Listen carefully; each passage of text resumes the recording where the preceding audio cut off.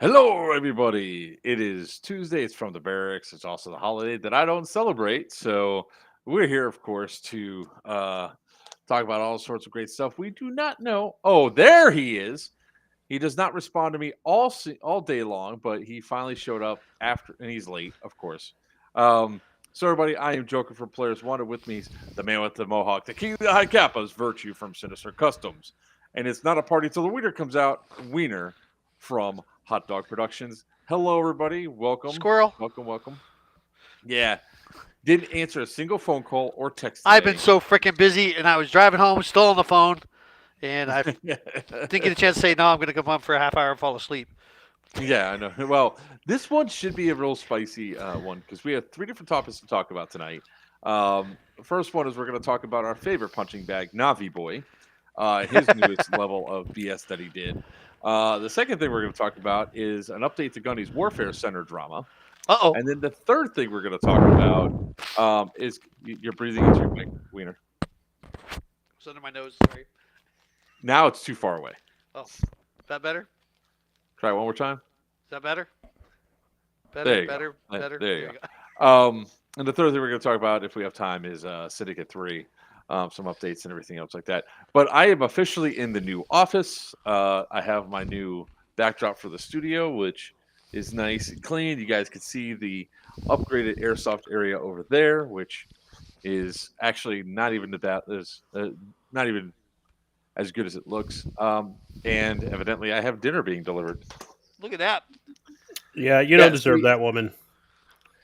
See, you guys think that you could slide in the other door, and it's pointed right there. So between that one and the child, yeah, they always try hiding off there. All right, so let's jump into and go over stuff. So for all of you that's on here, we could tell who does not have relationships or partners that care about this, which is I hate this holiday. I hate this holiday. I hate all Hallmark holidays.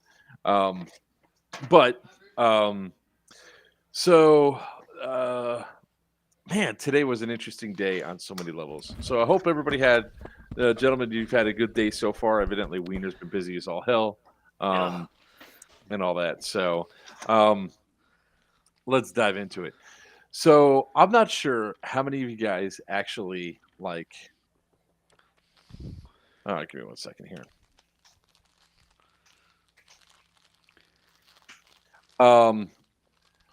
How many of you guys have been paying attention to like the different airsoft drama and everything else like that? But um, earlier today, a video came sliding across my screen, and it was, let's see here, this one right here. Novritch versus Xfog. And I was like, okay, how bad could this possibly be? And then I hit play and I was like, holy crap, I cannot believe this.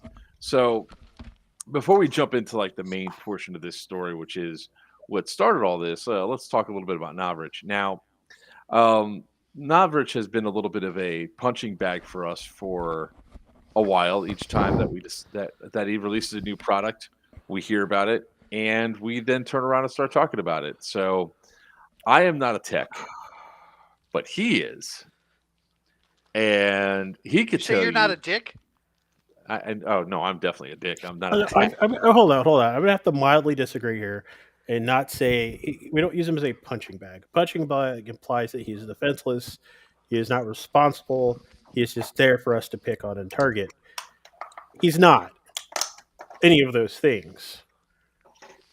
So he's not a punching bag. He is a legitimate target. He is a combatant in a theater of frickin' war against bad products. Now, like, seriously. Let's start off and talk about what Novritch started off with, right? He started with the SS-24, which in its own right, arguably, was a really decent gun. It was a really good gun for what you got it for. You're also paying the price for a good quality gun. The Airsoft Pew Pew. And I think what happened was as soon as he realized that he could just start making money because I think and this is speculation on at least my part, was that with the SSG-24, he had a lot of input into how that airsoft gun was made. he had a lot of hands-on and everything else. I think is what happened after that is realized that aspect of the business was like too time intensive. So he just licensed his name out to anybody that would build a product that he could slap his name onto. I don't think there's a lot of quality control after whatever they send him to say, hey, are you okay with this? And go from there. Case in point, you can see in the background right there, that's my SSG 10. That thing has only had 8 rounds fired through it. And I'm going to tell you why. Immediately after buying this gun, I was soured on Novritch. I'm going to go grab the gun in a second. So, gentlemen, do you have anything to add on that while I grab the gun? Yeah, I'm gonna disagree with the first part of that because even the SSG-24 out the box was still a stock gun with minor upgrades. Granted, the base unit was an amazing gun. Like the base VSR-10 it was built around out the box was a good gun. If you start off with a good gun and tweak it, it's going to be a good product out the box. And what happened was he took the gun he played with all the time, the gun you see when he first started his career with videos. He took that base gun, which was a Tokyo Marui VSR-10, and it out the box was already good. So he just tweaked it a bit. He tweaked it the same way he tweaked his own because he's played with that style of gun. He knew what it didn't do out the box, and those are the improvements he added to it, which in theory was a brilliant idea. It's not a new gun. It's a gun that he modified with parts that were already available. It's a pre-build. He didn't advertise it as a pre-build. His original marketing campaign was, "This is the greatest sniper rifle ever made. You're gonna love it. You didn't make it. It's like if you buy a pre-built computer, you don't tell people you made the graphics card. When you're buying, when you're buying a pre-built computer, people know it's a pre-built computer. They know you didn't buy those parts." My argument, though, is that the SSG-24 out of the box was a very strong gun. Everybody that I know, was it? That wasn't his. Yep. It's the one he used, but that It's wasn't. the one he used. That's what he used. Well, the SSG-24 that he sold as the Novritch SSG-24 that was branded for him, he's the one that did whatever things that he wanted to with it. He didn't upgrade every single gun that went out. They set it for a limited market aspect of it. He didn't. Let me put it this way: they added pieces to it. They didn't take pieces away, right? They didn't. It's a Tokyo Marui VSR-10 base that they added an M190 spring to, changed the shear spring to a 90-degree shear spring, and put essentially what amounts to a maple leaf hop-up nub in it. The TDC kit that came with it that you could buy, I think they changed the model number or whatever, but you can get it with the TDC kit. The TDC kit was a thing that was pioneered by a guy on Etsy. And they went, oh, we can do that. Because all it is parts from freaking Harbor Freight and a screw gun, a drill. That's all you need. 2 parts from Harbor Freight and a drill to create a TDC. So again, it is a good gun out the box. It performed like a beast out the box. But when you start off, here's the thing. When you start off with a Ferrari, put good rims on it, and a decent air filter, it's still going to perform like a freaking Ferrari. Yes. So, but again, semantics-wise, a player getting the SSG-24 out of the box was a really good gun, comparatively speaking. Wasn't this like 10 years ago, though? 10, 12 years ago? No, it was like 4 years ago. Only 4 years ago. SSG-24? The SSG-24 from Novritch came out about 4 years ago. I know because I went to go buy one. Couldn't get one. Well, that's when you started playing Airsoft, so you know. Well, that's when he had the newest one that was coming out. That's when the SSG-24 was first really popping up and going through. And it was a, let's see here. So the SSG-24 is the one that really, like, it came out and then 2017. Okay, so it's not that old. It wasn't 10 years. It was, 5. What's up, Mr. Walker? Hey.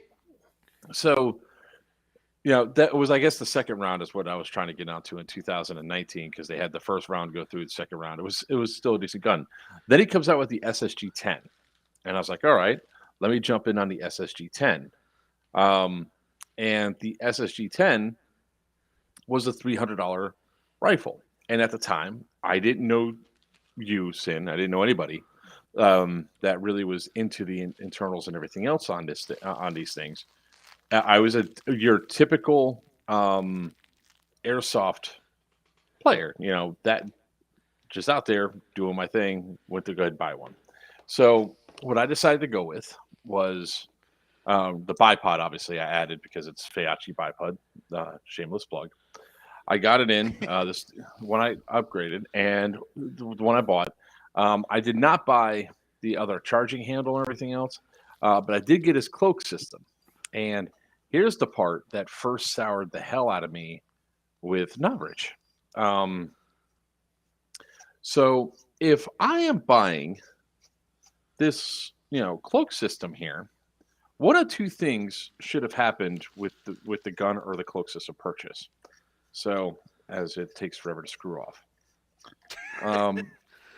He said screw off. God damn. Now. There we go. Either the suppressor should have come with the insert, or the gun should have come with the insert for the suppressor, right? When I bought the gun and the suppressor together, all in one, there was nothing on the site saying, I need this piece right here. The adapter. Didn't need it. It said nowhere on there that I need this little piece. And then I realized why. This little piece right here, which literally takes probably about maybe at the most $1 to make inside the factory, they were selling for $15. 15.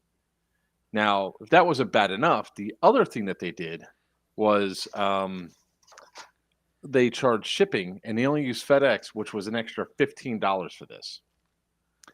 And you need grub screw. Pay an extra $15 for a grub screw to be shipped for a 2-cent piece that should have come with the gun. So that was like the first thing that made me realize just how bad Novritch screws over its customers. I mean, how do you sell a sniper rifle or the suppressor either without this piece or the rifle without this piece, right? So logically speaking, I would say that if you're selling the suppressor, you sell the adapter with the suppressor, so that way they have it go on. But if you're a customer like me and you buy the gun, you buy the suppressor, and it's not in the system, you then have to wait to be able to use your gun to the full effectiveness. And that's Novritch's customer service was to blame me, the consumer, for not realizing I needed this piece. How am I supposed to know what pieces that you're going to need for the suppressor and everything else when you buy a suppressor, you'll be able to go on there? What do you guys think about that? I'm not surprised. Their company itself is notorious for doing things like this.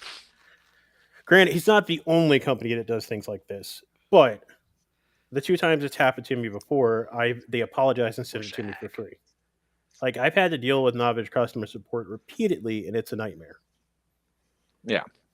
So let's talk a little bit about, the next thing. I mean, we're going to jump into like the other guns and all that, but Novritch says that, it's got a lifetime or 25-year warranty. If you read the warranty, it's got one all right, but there's a caveat. You have to use his BBs, his overpriced brand of BBs. Yep. Kevin's on your ass tonight. I know. Everybody always is. I'm everybody's favorite whipping boy. But if you don't, and the only way that they're going to track that is like, the gun failed because you didn't use our BBs. So it's like, it's an easy way to get out of the whole thing of needing to service these particular guns or anything else or use the lifetime warranty. Is like, you didn't follow the terms. Have a nice day. So eventually what I'm going to do is I'm going to raffle this one off somewhere. I mean, it's not a bad rifle, but it's just, I don't know. I got it so I could go through and do it. Hoped it was working well. It didn't work well. And yeah, thank you very much, Brandon. Yep, the new office is all set and done. Um, my big flex against Steve Tom, the two flags up there. So, uh, but yeah, it was just I don't know. That was like the first thing, and the thing that pissed me off when somebody started telling me is like, yeah, well, they took a VSR 10 and they downgraded it, and I go, well, what do you mean? Well, they took all the parts that came on a VSR 10 that they could take off, took them off, and then charged more money for those parts, like an insane amount. Like I think the charging handle for this thing, for the SSG 10 was like $25. Yeah, here we go. Yeah, SSG Woodland parts. Viper. The best way I could describe dealing with their customer service department is that they are bipolar. Hit or miss. Well, I've called for several issues. I got hit with the they didn't use our BB argument, and I said, well, your BBs are manufactured through Golden Ball. So are you saying it's a quality issue with your gun or a quality issue with everybody else's BBs that Golden Ball also makes? And I got hung up on. Exactly. They've changed up their website, so I cannot easily find the stuff for the SSG 10 anymore. Before they used to be able to. Oh, wait, here's all the accessories. Let me see. Yeah, the suppressor adapter was $13, and it still doesn't come with the the suppressor, right? And let me see if it's on the suppressor thing here. Nowhere. Oh, let me share the screen so you guys can see what I'm talking about here. That's a heavy duty headboard there, Sid. I need it for reasons. So nowhere on here do you see anywhere where it's except for here it is now. It's down here at the bottom. Essentials for this kit. Right? So somebody comes here is like, oh yeah, it's temporary to stock. Here you just hit buy me, right? It's like none of this really jumps out and says you need this. This $13 adapter is way overpriced. It's and then the grub literally screw is right there for 90 cents, which plus by the way, shipping. plus shipping. Which here, let's see if we can. So all pull it of in. this stuff has been added in the last 2 years to the website. If even then, because originally it wasn't there. They didn't have the essential option. They didn't have the you may also need things listed until so many people called and complained. Mhm. J-Rod. Why are you on here, J-Rod? So all right, let's talk a little. I'll jump and talk on that because I don't celebrate this shitty ass Hallmark holiday. That's why I don't celebrate any of the holidays. I don't celebrate. Such a douche. Such a douche. I don't celebrate Valentine's Day. I don't celebrate Father's Day, and I don't celebrate Mother's Day. Why? Because I don't think there's one specific day that should be singled out for people to He read show that in a love Hallmark and card. appreciation. So just so you know, you read that in a Hallmark card. No, I didn't. I've had this stance since the first time I got in trouble because my gifts were not up to par for the girlfriend I had at the time on Valentine's Day. And I said, "Are you effing kidding me? I spent a huge amount of money to get you what I could afford, and it's not enough. Screw this holiday. It's not about love. It's about commercialization. And all of you that buy into it are buying into that. Instead, what I do for my wife 3 or 4 times a year, at minimum, I'll do something to surprise my wife to show her all the love and affection. I don't need one day to force me to guilt me into having that day. Same thing with Father's Day. And then he Which is comes really home and she realizes he's still alive and ruins the entire thing. That's right. The first time that like my wife and I were first dating, we met and started dating after Valentine's Day. Father's Day was around the corner, and my oldest daughter Sophia was at the house, and she was there when Star came home, and she goes, "I got a gift for your." She goes, "What's that?" There was a package in her hand. She goes, "Oh, it's a gift for your father for Father's Day." And she goes, "Oh, you fucked up." She said it just like that, and I think she was like, well, yeah, about she was young, and she goes, "Why?" She goes, "Daddy hates Father's Day. He doesn't celebrate it." She goes, "I thought he was kidding because I give every single one of my girlfriends or anybody else interested and said, look, don't expect anything for Mother's Day, Father's Day, or Valentine's Day. Anniversaries, that's a different story. That's our special day. But yeah. So, anyways, there's the reason why I don't Yeah, I celebrate don't the damn understand why people celebrate their weak pullout game anyway. holiday. So anyhow, back to Navi boy here. So Novritch took off. Oh yeah, let me see if they have the charging handle still. They took off the charging handle for the SSG-10, and they put on the crappy one that's here. But I think they were trying to charge like, what was it, $80? Originally, it was $99, and it was because it was a deal. It was $99.99, and Now it's then 29. yeah, everybody lost their shit. Yeah. So they took off something that was essential for it, and that came with it. They downgraded it to charge more money. So that's where we're sort of at with like that's when I was sort of at with Novritch. And then every once in a while, um, how many girlfriends got you Father's Day presents? Actually, surprisingly, quite a few because I mean, I'm pretty open about my children and everything else. When or my child, um, Sophia and all that. So a lot of them try to, but yeah. Yeah, we're gonna be talking about that, Jay. That's what we're leading up to. So, as for the rest of his guns, I refuse to buy any of them. But I'll let Sin talk about that, like the SSP lines. So the whole SSP. So the SSP-1 is just a KJ Works KPO-8 with a KPO-7 slide put on it. It's literally made from extra parts. And the things that they said were upgrades were actually downgrades. They downgraded the bucking, but it's purple, so it's nice. They got a spiral barrel, which you can. So the fluted spiral barrel, which apparently, quote unquote, is very unique to them, is not unique to them at all. In fact, you can buy it on Amped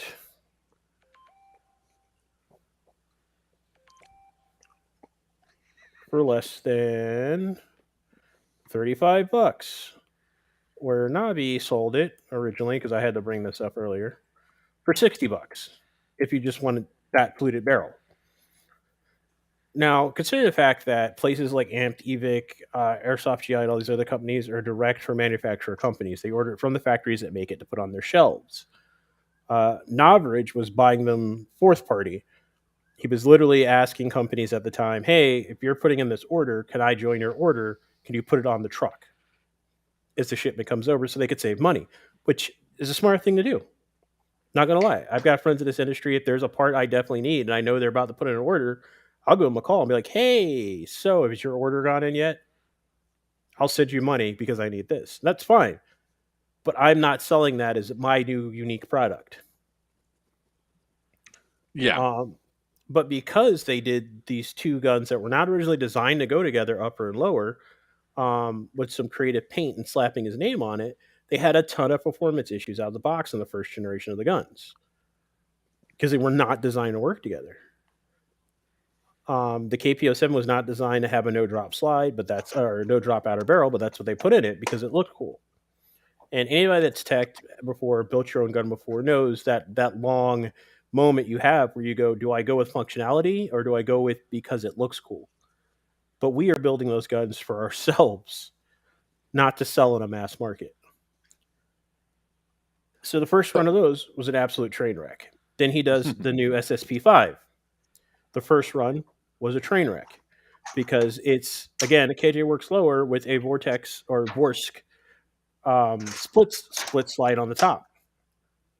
But to add those lightning cuts and the highlights in it, the reason that Boris doesn't sell those slides anymore is because they kept cracking around the upper frame. They had a surplus of these slides they were no longer going to sell. Novritch bought them out of the surplus.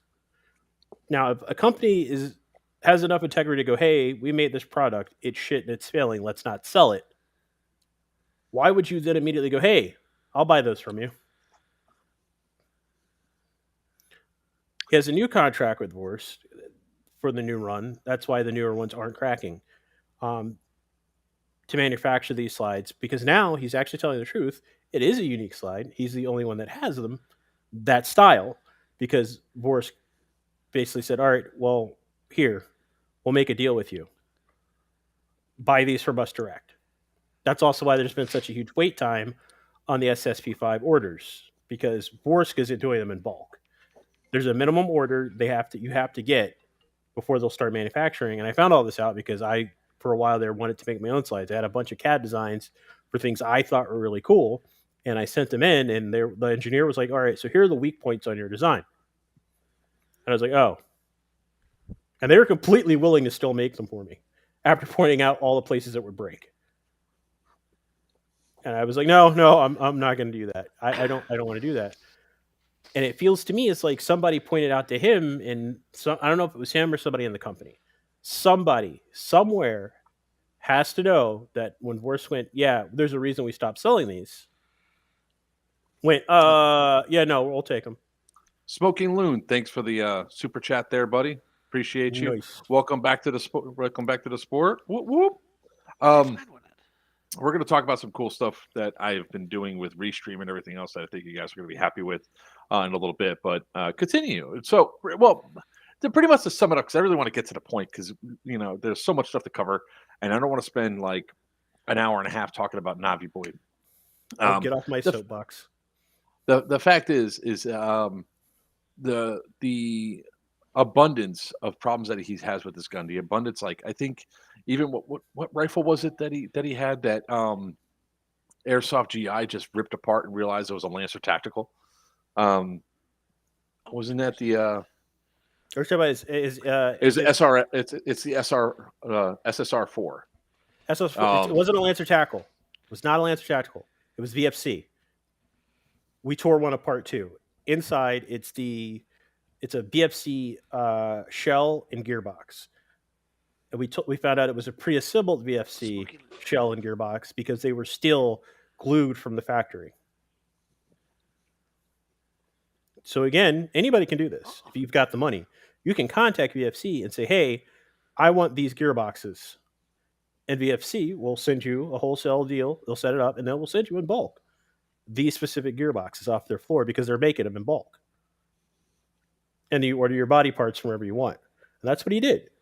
Granted, not a bad business model if you're picking quality products for what you're selling. Well, anyways, I'm just saying that he's not making anything unique. The systems are way overpriced for what you're having. And then, I mean, there's also drama that's gone around with his like ghillie suit system. I guess that he was paying one guy to license and do the ghillie suit system. And then then he just decided to do it on his own. People are having problems with their their holsters, his holster system and everything else. His battle belt with the H harness thing, which I admit looks okay, but I mean, so many people are having problems with it that I won't do anything to support anything that Navi Boy does. Then I heard something about like there was going to be a new Xfog killer coming out. Like somebody was going on saying that. I was like, yeah, good luck with that. Hold on, where is it at? I can't seem to find the Xfog killer. Are you talking about the video where they called it the Xfog killer? Yeah, and the guy goes through. It got taken down. Oh, it did? Mm-hmm. Okay. So earlier today, I did reach out to Aaron at Xfog and told him what our plans are going to be for what we're going to be doing. So I'm going to get 2 of the Navi Boys AFU units, anti-fog units, and I'm going to get 2 of the Xfog units. And I'm going to, I appreciate what Aaron and all that did, but I'm going to do my own tests, right? I'm going to do practical application and everything else for the stuff that's there. And then I'm going to see how fast they break, how they work, and do honest to God reviews on it. Because if you guys have not seen this yet, we are definitely going to share it now. So this is what came across the screen earlier today for me. I got this, and then I saw this immediately, and I just started laughing. I saw it 3 days ago. Oh my God, the first shot! Wow. Oh my God, are you serious? All right, dude. I love Aaron's laugh in the background because I knew that was him right away. You need you want the MK23 NBB? That's the only reason I'm ordering from him. Hold on. Just get the Tokyo Maruj and the MK23. Just get the one straight from Tokyo Maruj. It's the same gun, just not downgraded. There you go. All right. So I watched that, and I was like, all right. I was like, okay, so I hit the 30 seconds mark and then went through all this, and I was starting to get like, so when I saw the first portion of that, I was driving, and I was laughing about it, and I was like, all right, you know, what's the deal, right? What's the big thing? Like, how close were they? Were they doing point blank shots and everything else? And then, of course, when I got home, I decided to look at the entire video and see where they are like literally 25 feet away, taking shots at the unit, and it's just, all right, let's go. All right. You know, first off, whoever's shooting the gun, I think that's Aaron. Nice. Learn to aim. Oh my god, the first shot. The I can say from experience, dude, Aaron this can't broke aim. on the first hit. Oh, is that what the... Oh, no, the It corner! freaking broke on the first hit. Dude, the corner! And I think you cracked it, too. Is that a crack? I don't think that this is going to be him selling the problem then the solution, right? So let's talk about Woodland Viper Airsoft. So I don't think this is going to be this is it. This is a definite manufacturer problem. So here's where I'm going to get on my soapbox and go into manufacturing, right? So there we go, big ol' there. When it comes down to manufacturing, I'm 99% sure that this thing is made in China. As soon as I get it, I might be able to actually feel the plastic and tell you what kind of plastic and pretty much what range of China that these are being manufactured in. This is, from the looks of it, off the bat, it is a low-grade plastic. Like, just seeing it, when I saw the first pictures of it start to show up with his AFU, I said, that looks like a toy. And it's similar. That's like, I forget what plastic's inside of the Xfog, but it's a hell of a lot better. And the sad thing is that if they just would have went with a higher quality plastic, maybe a reinforced fiberglass polymer like G&G uses for their polymer uppers and all that, it probably would have survived a hell of a lot better. But we're going to talk about some things that I noticed right off, and maybe you two might have noticed as well, that been like, holy crap, this is way off. Apparently, I'm being told that this looks identical to a unit that was sold for cosplayers to keep the insides of their masks clear. I have not seen this unit in the cosplay community. We're talking about the Novritch unit? Yeah, somebody just said that they hit the market like 2 years ago. And they're like the furry community apparently uses them too. I haven't seen these at all anywhere, but I'll look so. it up. Oh, thank you. We're looking at the little. Let me just toss this back over here so Thanks. we can. Yep. Probably make myself a sandwich here in a bit. All right. You're on video, by the way. Thank you. So, the little black knob up top is made out of plastic and not metal, which, you're shooting plastic BBs at plastic. Correct me if I'm wrong, but the last thing that you're going to want, can you imagine, like, somebody's out there in the middle of the field or like in the middle of Miami Airsoft, and I just come up behind them and start shooting at their head, and I turn their unit off? To me, that would be hilarious, but it just seems off, right? Yeah, I don't understand. I think that's a potentiometer, so it's like to adjust the flow on the fan. Why you would have that right there breaks my brain, especially in Airsoft. I mean, granted, it's judging by the rest of the case, it's just as safe as the rest of it. So one could guess that the shell for the Navi Xfog is intentionally made from cheap, so he could sell a pouch or some form of protection for it. Saw Trudeau's design video that went over the internals, and it seems better. Is it possible, like all those other products, problem with this? Oh, there we go. And the cheap plastic stands out price wise from They did go so it stands out price wise. Well, here's the problem that comes up with that, right? If you have cheap plastic, the first shot it gets hit at 20 feet away, it shatters like this. You destroyed the unit. But here's not where my problem comes up. Let's continue playing as they shoot this thing to hell and back. Really quick. Oh my god. Okay, well, go ahead and I guess shoot it again. But okay, so. Oh my god, are you serious? All right, dude.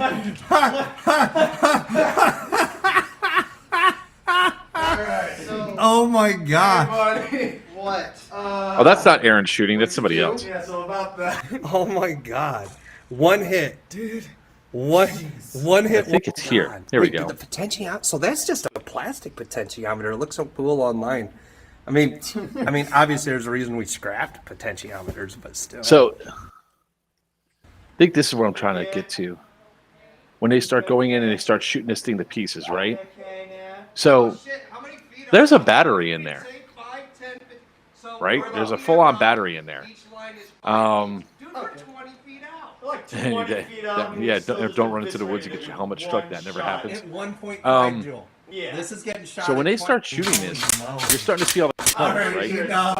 You Imagine know. if you hit the battery. Hey, here we go. 20 feet, 1 point. We'll stop this because we'll go on the durability of Xfog in a second. But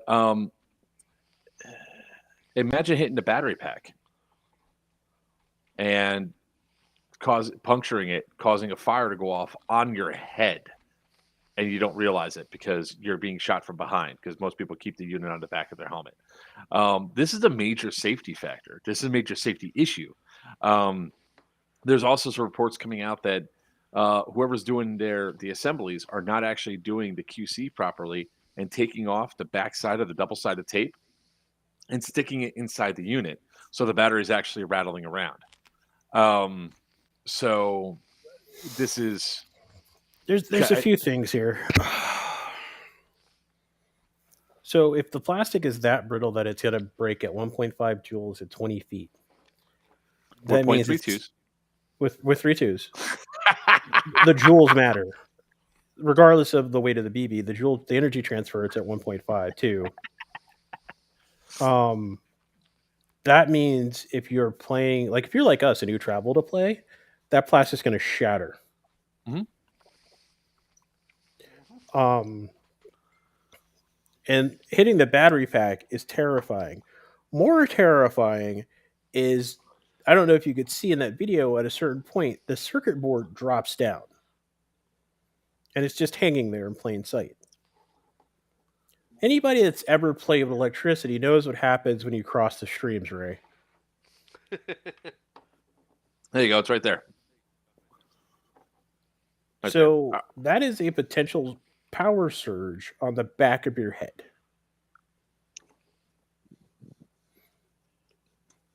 Now, Who thought this was a good idea? so here's the other thing too, right? Evidently, certain parts of this also fail. Like, oh, let me share this a different way. Hold on. Entire screen. So this part right here evidently snaps off by putting the wrong amount of pressure to it. So you have to glue it back on to fix it. Some of these housings are not actually all the way on or anything else or taped through. Evidently, that video of the guy doing the thing that was supposedly the Xfog killer had in his video where the battery pack was loose, so anything rattling around, and all this is save $15. I mean, it really what it boils down to. It's all to save $15. And really, it's all the pad to pockets for Novritch, because looking at the components for this particular thing, I would be surprised if this battery included is more than $8 to manufacture in China. Can you suggest a good retailer to get in TM MK23? Red Wolf is going to be the cheapest you're going to find right now.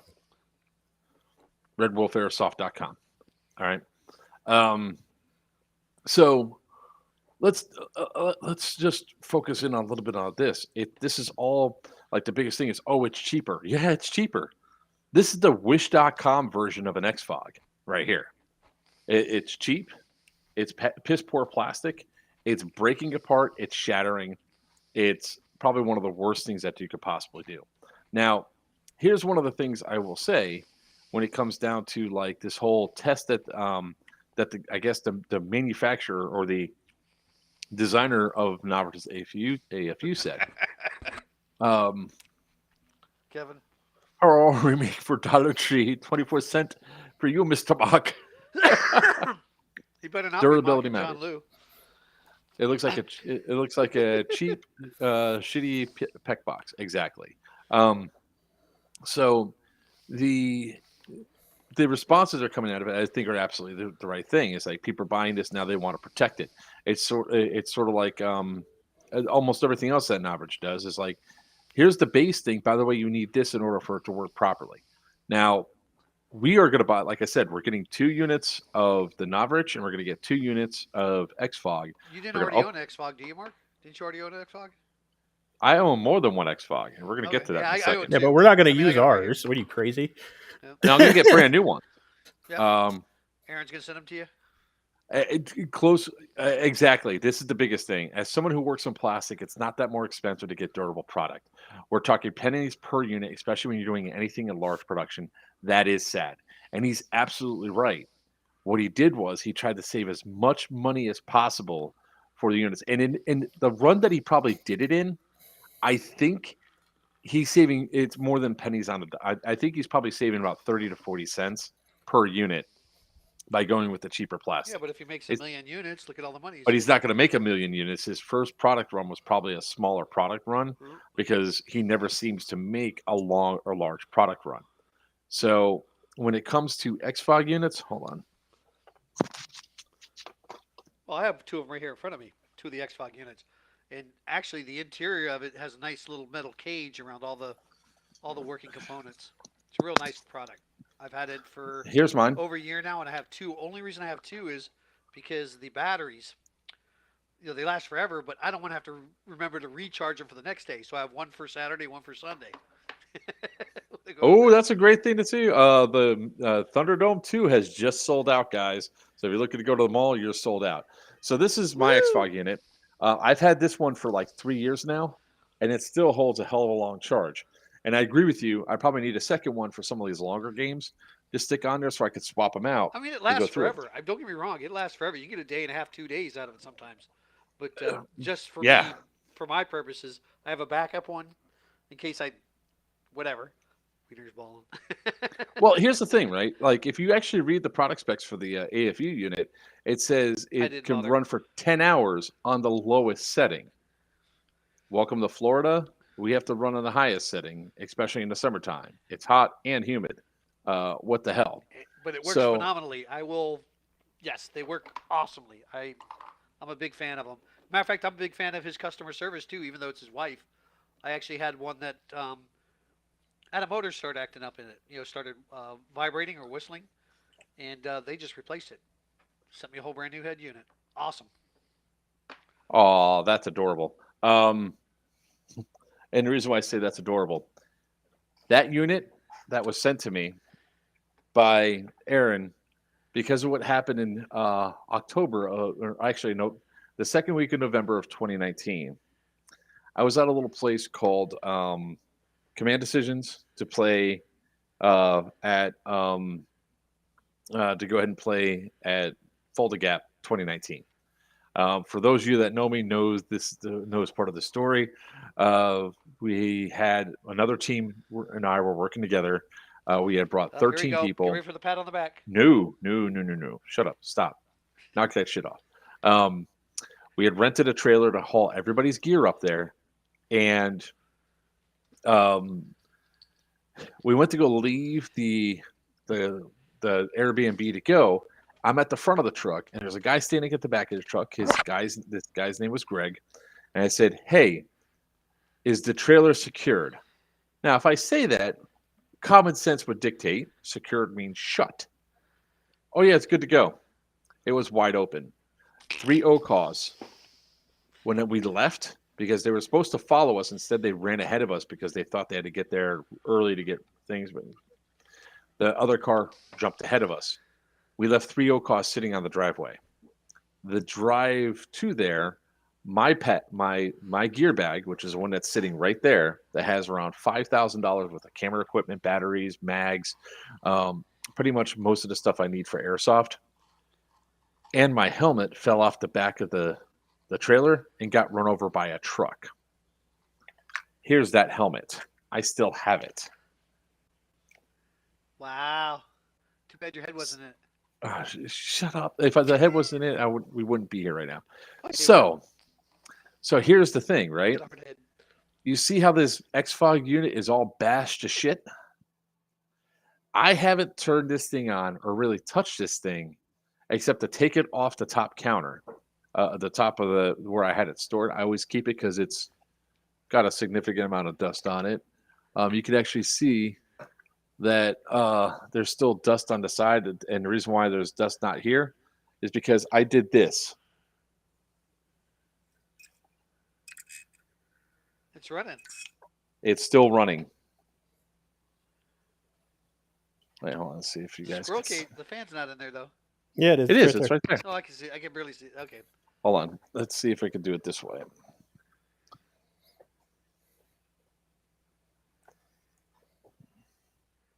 Oh, wait. Hold on. We'll figure this out. Why is my stupid I said fold the gap. Fupa gap? It's not flip the gap. It's fold the gap. So anyways, you guys can hear it. It still runs, right? Got him to say it.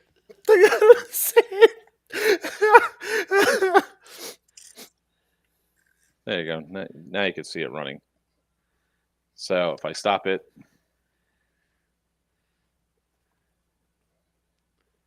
Dang. there you go. So the unit still runs. This thing has not been plugged in the charge since November of 2019, and it still has almost a full charge. Now, what I imagine I can do right now is take this. If I take this thing out, which I mean, it's severely cracked. Ooh, that sounds like a good idea. I mean, I they have think- little pouches you can get for him too. He's I could talking- probably separate this one. I could probably take it out, glue the fan down, glue the thing on here, and this thing would still run. So this unit does not drain the battery when it's just sitting there because it has no draw when it's not in Chris? use. The Novritch AFU does drain the battery when it's not in use. Hello. So if you want to talk about quality, 2019 ran over by a truck and it still works. I mean, I could probably tape it shut like this, glue this portion down like that, and I could run this bad boy nonstop. So, Aaron know- didn't ask for that back to check it out. no, I said what I was trying to find. I honestly was trying to find to see if I had the discussion that I had with him be like, hey, yeah, weird question. Figure I might as well ask, but do you guys replace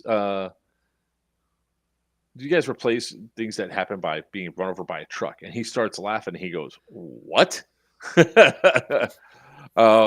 I'm trying to see if it's on the original conversation See ya, happened Chris. on his. Don't work too hard. Later, Chris. I'm just trying to go through and see if the chat's on here. I want to. His response would be golden. So, anyways, it's quality. I'd pay the price to make sure something runs good, right? And it really was something special to watch the first shot to the back dome take out the freaking the Novritch one.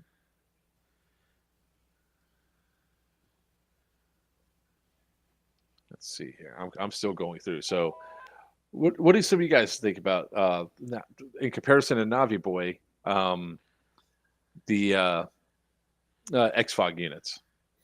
All right, I haven't tried the AF, whatever the customer unit, whatever. but I've run the Xfog. I've run the Xfog for a while. The one issue I ever had with it, I think it was Aaron, literally just looked at me, took it out of my hands, handed me another one, and told me to go back to playing. Some of the best customer service I've ever seen in the industry, as far as quality control goes, like they're tanks. I have literally fallen off a ladder and landed on mine, and it kept going without a hitch. It's fallen out of my car.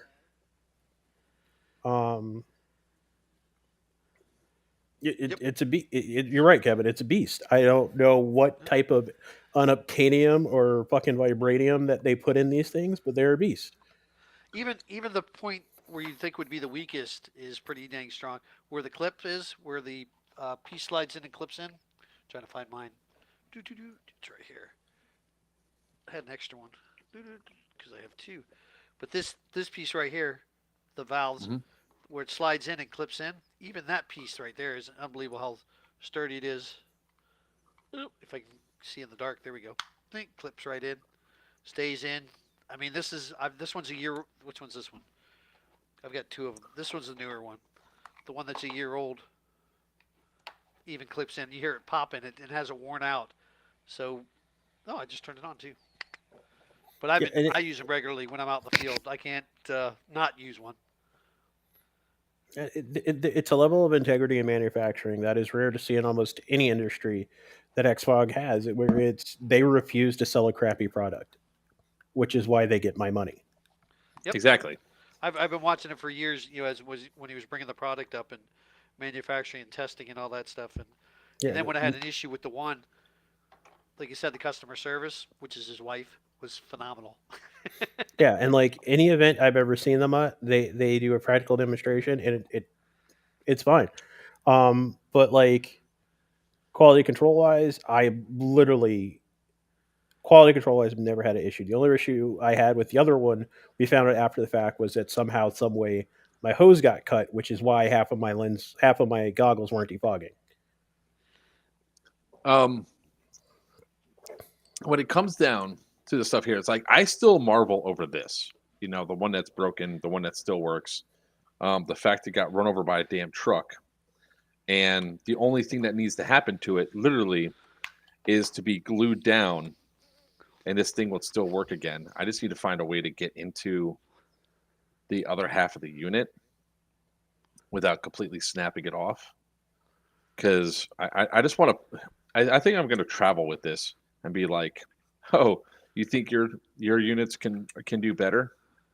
Have yours run over get run over by a truck and then come talk to me.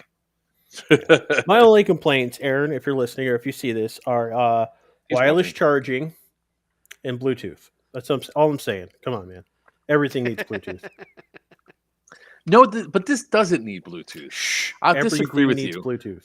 I disagree with you. I don't think it needs Bluetooth. I certainly don't think it needs wireless charging. I think the unit is fine and simple the way it is. The only thing that he needs to do is start getting accessory kits that make it easier to clip into your goggles up front.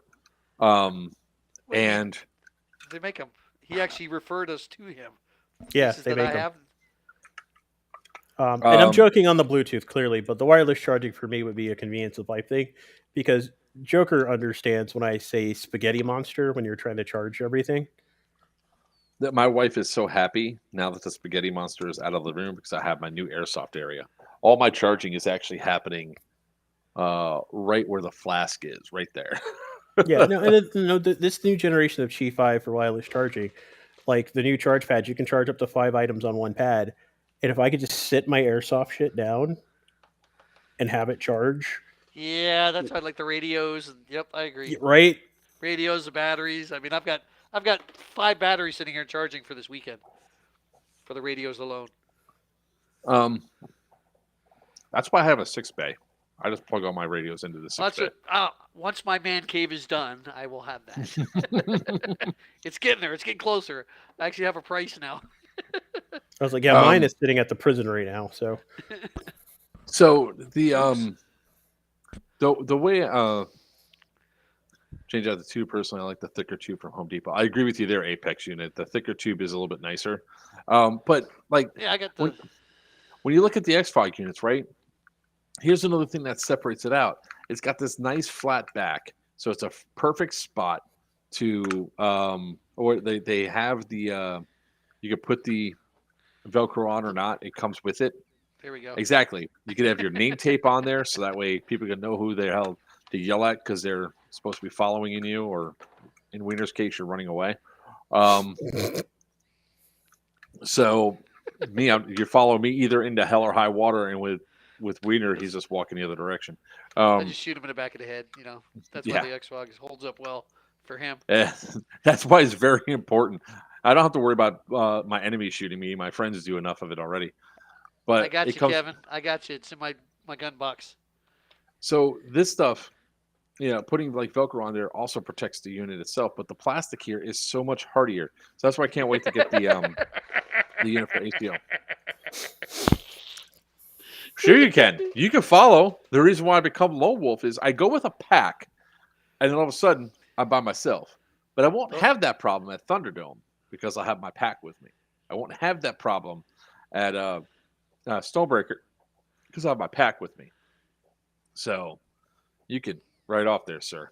Your pack or your pat? Hey, look. So there's another thing I've been working on. And yes, I am doing an excellent job of ignoring Weiner's bullshit tonight.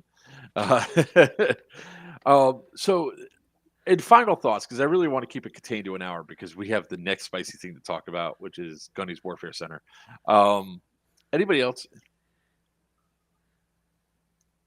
In his defense, Here it is. I thought his girl was on the loose. I'm It's a confused. blow up doll joke. I Oh. gotcha. Gotcha. Poorly formed blow up doll joke. I was about to say, if It's okay. It's Diesel. He's got to fall in the toilet every once in a while. Anyway, in closing. Anyway, speaking of spiciness, so any final thoughts on Navi Boy? Well, we could say with as much emphaticism that we possibly can.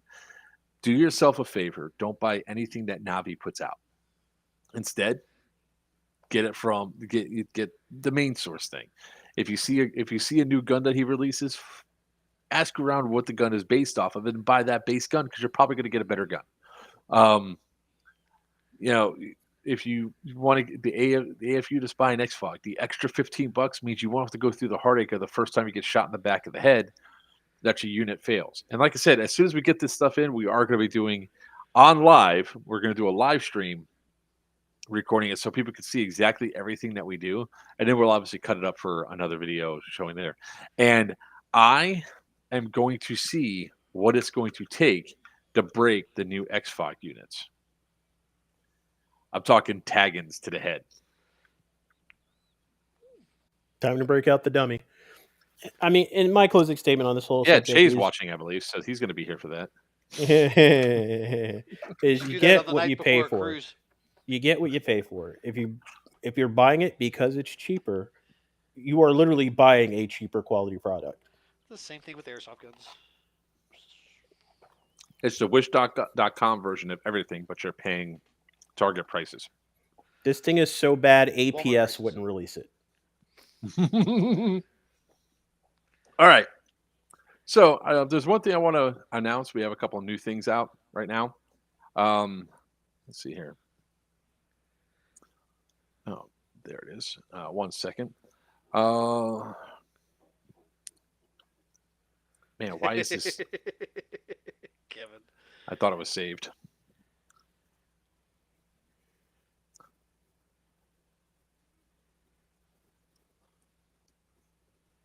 The fuck? That sounds like a Silo freaking title. Today on Players What Are 50 cal slaps rounds versus Xfog. Well, like I said, I mean, look, there's certain things that I can do. Certain things that we could talk about and go through.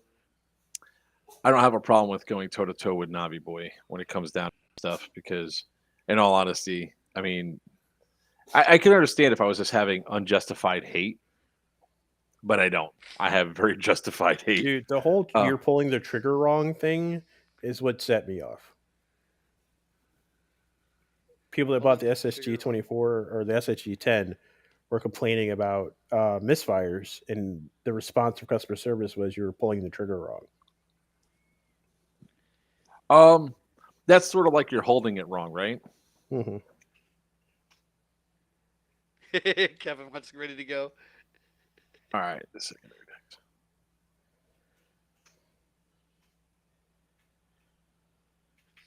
All right. I'm trying to fix this. This was set up, and I don't know what the hell happened. Problem between the keyboard and the floor. Hey, at least I was here on time, dickhead. I didn't say I was gonna be. All right. I mean, technically for Weiner, he was on time. That's right. My time. All right. So we finally have some stuff that's incorporating that's going to help us out here quite a bit. So let me just show you one of the things that we're currently working on for the live streams and everything else.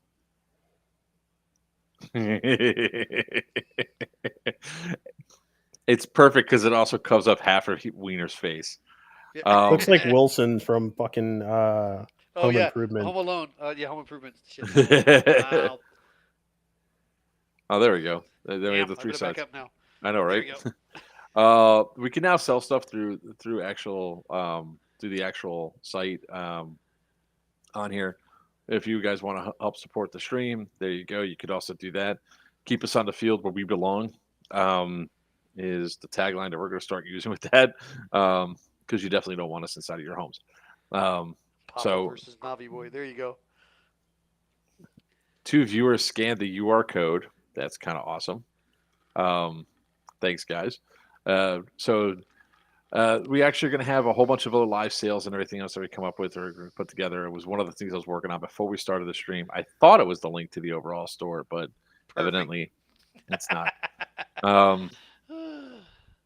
So let's see here. Kevin's my boy.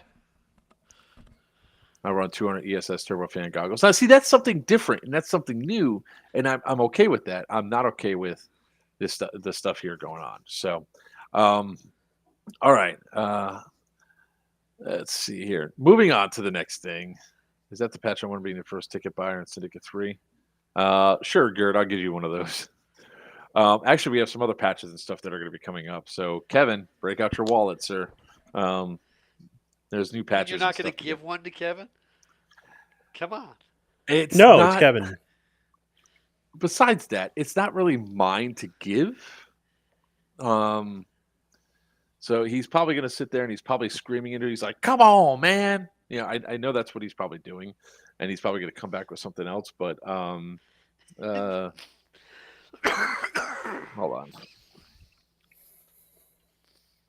Trying to pull up the images here real quick as we do our segue. So this will be the last, Come on, man. I gotta make more wiener patches. Let's see here. Share screen. Can we call them Wiener patches Viagra? And can they come in blue? Huh. Wait, wrong one. Oh, crap. That's actually an idea. The hell? I shared the wrong screen. Sorry, guys. There you go.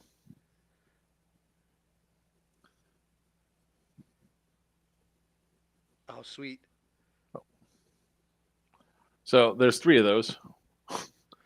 For some reason, Well, we only saw 2 came 2. up. Right there's.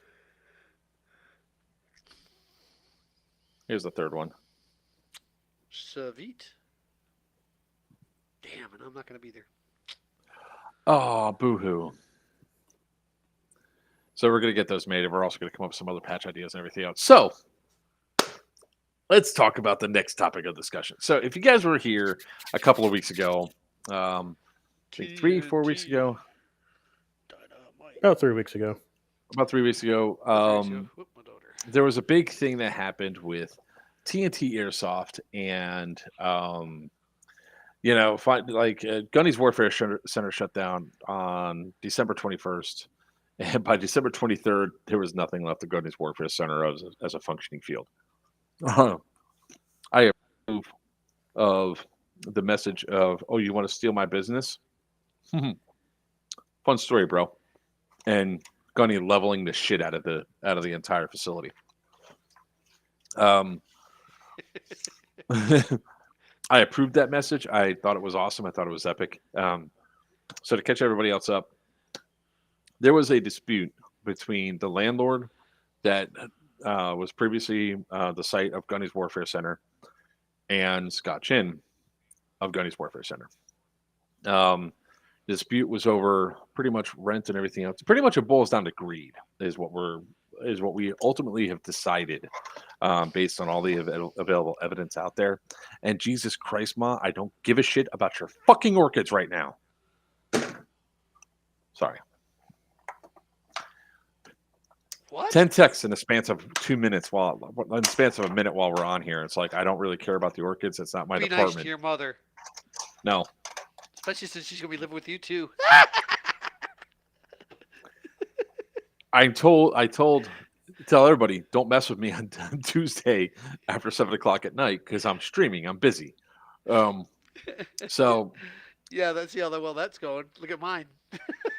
So I want to go through and start talking about some of the stuff that was here. So there was a landlord dispute. Evidently, the lease agreement that was for Gunny's Warfare Center and to the landlord was that they would get 30% of the take, 30% of the draw for admission and everything else on a game day. Cool. All right, that's actually a pretty sweet deal because you have some days where it's only like, hey, 10 people showed up. Here's $30 for this week, or if 300 people show up, like here's a hell of a lot more, right? There's a different there. So what turnaround came of it is, depending on what things who you want to believe or anything else, we're not going to go into conjecture. We're not going to speculate. We're just going to base off what we know. The landlord decided that he now wanted to run Gunny's Warfare Center himself. Back in July, he made a big post saying that Gunny's Warfare Center is shut down, effective immediately, be open with a new name and new management. Effectively stealing a business from an individual. Now, I'm not a lawyer. I didn't go to law school. However, I think that would be almost theft of a business for something like that to happen. And there was a legal thing that came out of that. The landlord took Gunny. I guess there was 2 lawsuits that were filed against Gunny. One was for an eviction and everything else.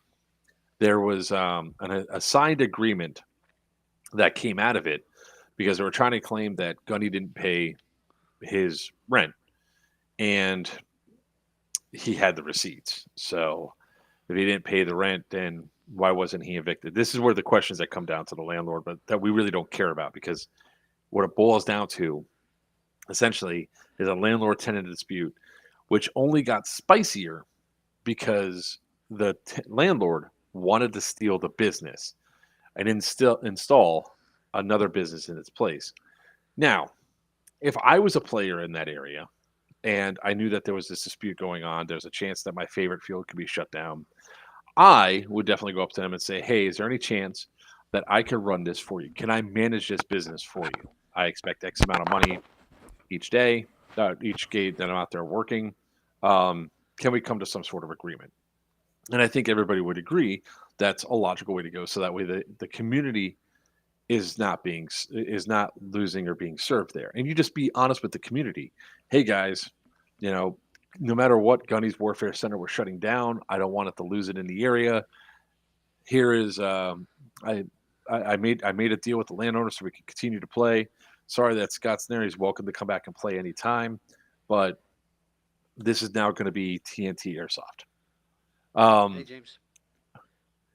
So if that was the case, then I think most of the community would be accepting and understanding. That's obviously not what happened here. So what happened is that this Travis Seymour guy, why is it the person with always two first names as a full name is always like they're unstable and all that shit? Seymour Butts. So he decided that he was going to get into it with me because I said, "Is this the same location?" But if you guys could see, watch a couple weeks ago what happened to Gunny's Warfare Center, it's all documented well there, and I knew we'd be coming back to talk about the whole thing because um, the landlord entered the chat. Now, mind you, the landlord is the one that publicly stated that he is going to be taking over Gunny's Warfare Center and installing new management in a new name. So he's outright admitted that he was stealing um, Gunny's, and he kept making these implications about you really should check who you're with, who you're friends with, and everything else. I got a background check on it. I got a background check on it, and I'm like, Douchebag. well, I'm sitting here saying, okay, you have a background check. I was like, what could it possibly be? And I really didn't care because I just figured he's doing some sort of stupid shit. Yeah, I'm pulling up the stream now where he went all defensive.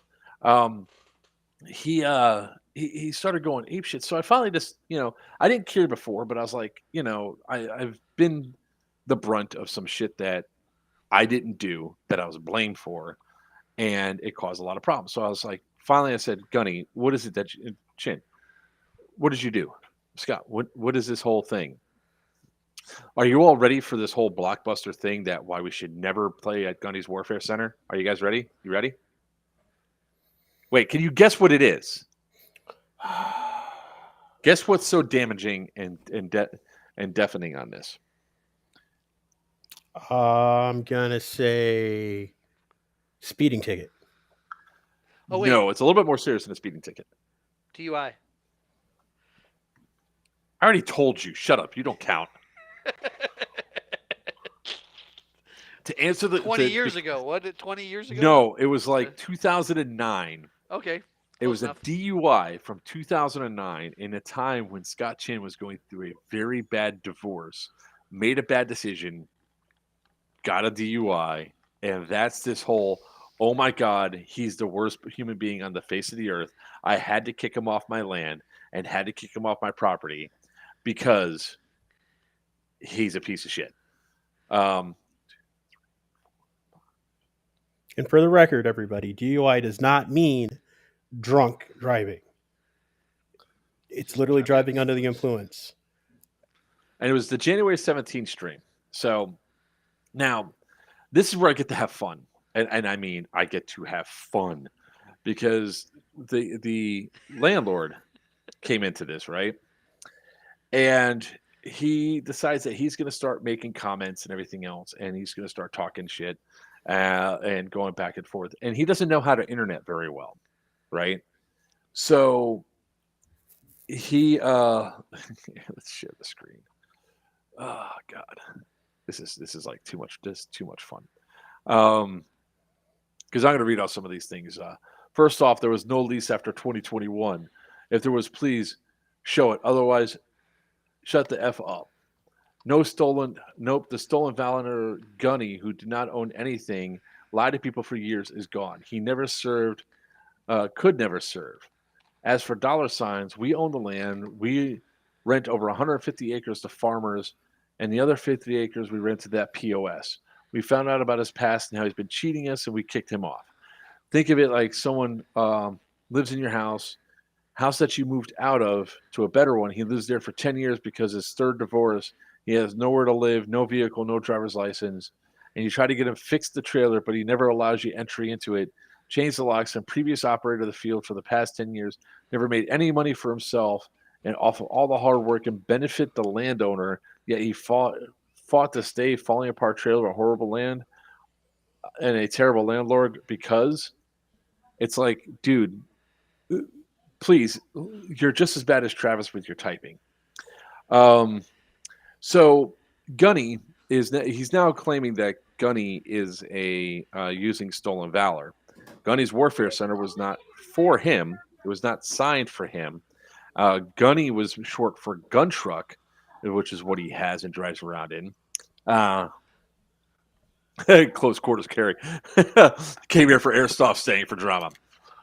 Yes, Gunny had insurance. So and it's going to be fun because I'm going to go start. I think it's right here. Um, it's so funny is that all these POSers trying to shame a Marine grunt. You have no clue. We have no shame. Where are my crayons? I'm hungry. So my question comes up is, what exactly did Michael Stearns do? Because he makes a reference that he worked for the government. I was told that he was a TSA agent. Okay. Um, okay, let me see if I can find. All right, so I put this as sort by all comments, but I'm going to sort it by top comments first because I can go through and I can read the stuff as I go there. If Gunny was going to start scrubbing the toilets, the what? He was a janitor scrubbing the toilets. That's what Michael for the government. Let's see here. Haven't seen Travis and Michael in the same room. I have not. Hey, stop that. Go lay down. Dog's messing with the rug. All right. So if Gunny was to start another site, why did he leave behind all the Gunny's warfare signs? Anyone who deals with Scott Chin need to do a background check before dealing with him. I dare you. Oh no, anything but a DUI. I said, your big gotcha about your new place is that Gunny left his old faded signs behind. Dude, what a stretch. He goes, so what part of leaving trash signs behind because no one will be stupid enough to allow them anywhere near their property is wrong. God, you're ignorant. Look, he left a sign behind. No one could trust him with a new field. Holy shit, this is pathetic. Now I'm goading this guy on at this point because it's funny.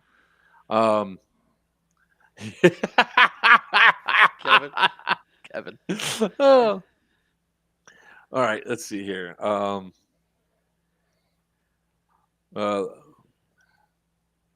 he goes, well, we'll see. But in the end, I have the land. I guess you have no clue. I was like, I have a platform to show how much POS you are. Let's be clear.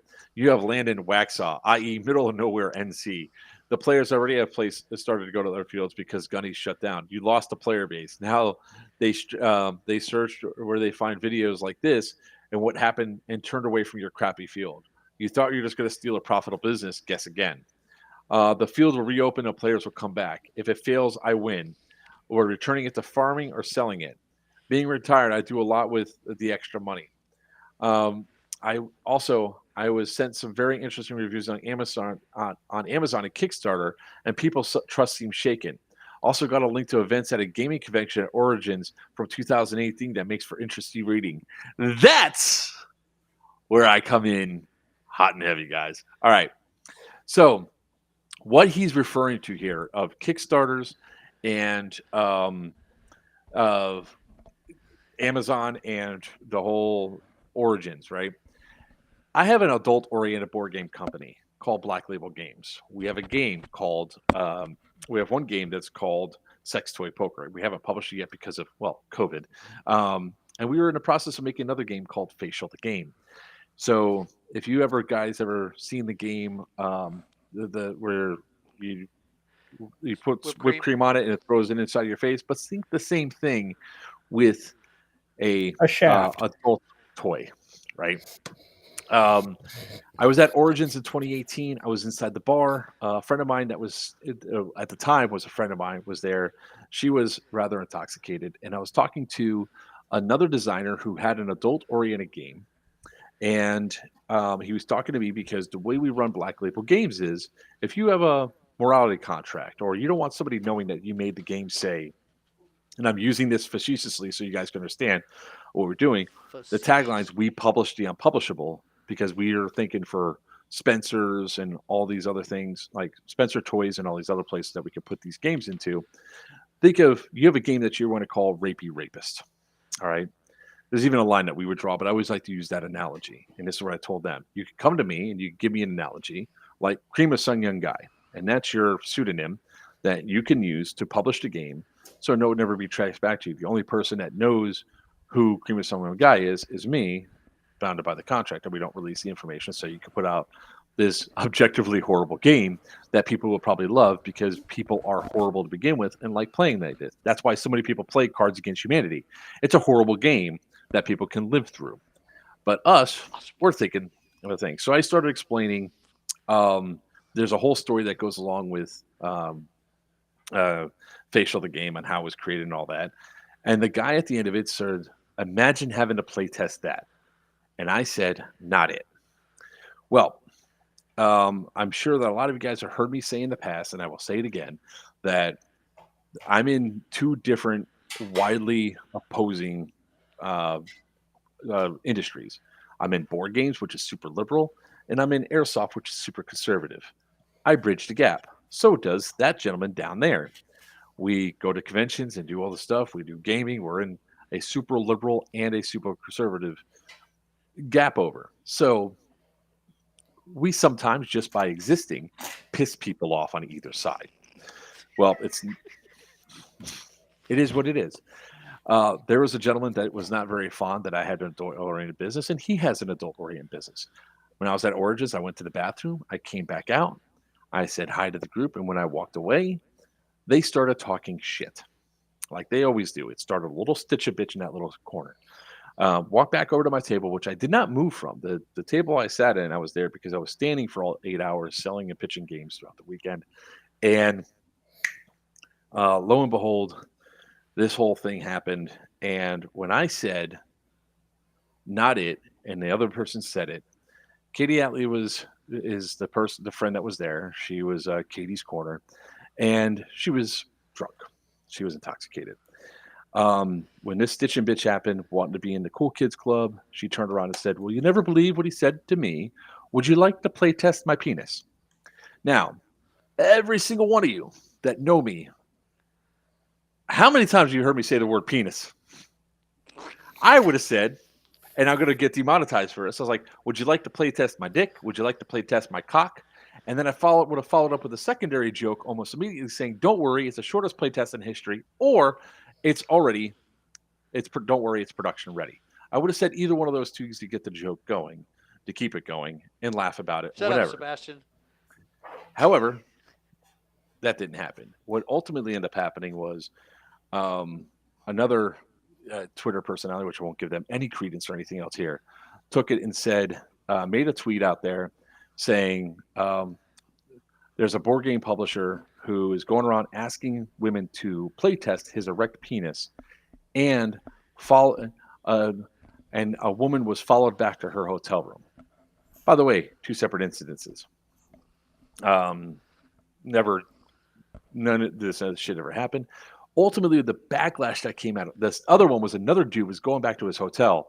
Just so happens the same little hotel where the girl was being followed to. You're at a convention. Shit happens. Whatever. And it was blown out of proportion. Caution, small choking hazard. That too, Diesel. That was another one. Small choking hazard would have been there. Self-depreciating humor is always awesome. So this all blew up so much to the point where we had already purchased Screech Dragon Studios. We were going to do the progress, the transition from Vile Genius Games over to Screech Dragon Studios. It just accelerated everything. So ever since then, nothing else has come out. Why? Because I don't go around doing that shit inside of bars. I'm a big person about consent. And there's two main reasons. One of which I believe the gentlemen on here know why, and I'm not going to say that because it impacts somebody very dear to me. And they don't need to hear that about them. But the second one is when I was in middle school, I was sexually assaulted by a basketball coach. This piece of dog shit targeted people in low-income communities. His house was actually half a mile away from an elementary school and a middle school, and all the kids had to walk past him to go there. I was sexually assaulted by this individual for around 9 months. Explains a lot. And yeah, good job. I'm like trying to put a joke on that one, asshole. Here's how much of a fucking scumbag this guy is. Don't you know those chocolates and those candies that kids come up to you and sell you for their school fundraisers? This asshole sold all the junk that they could win to the schools. So he was always engaged with it. So I'm a big person about consent, regardless. And if I happen to offend somebody because I stepped over a line, I immediately apologize. But I did not say that thing. So there you go. That's all the dirt that everybody has on me. And okay.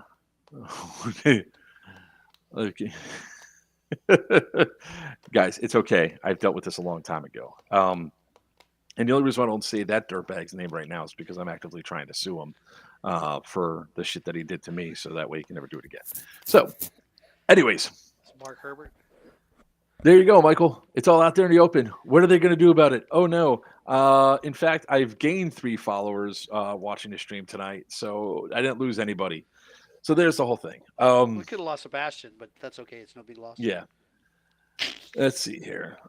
So what I love about this is going back over to the reading and all that stuff of what this guy's saying is that he makes implications and all that people from Board Game Geek are reaching out to Michael Stearns to report me to tell me about all the problems that they had.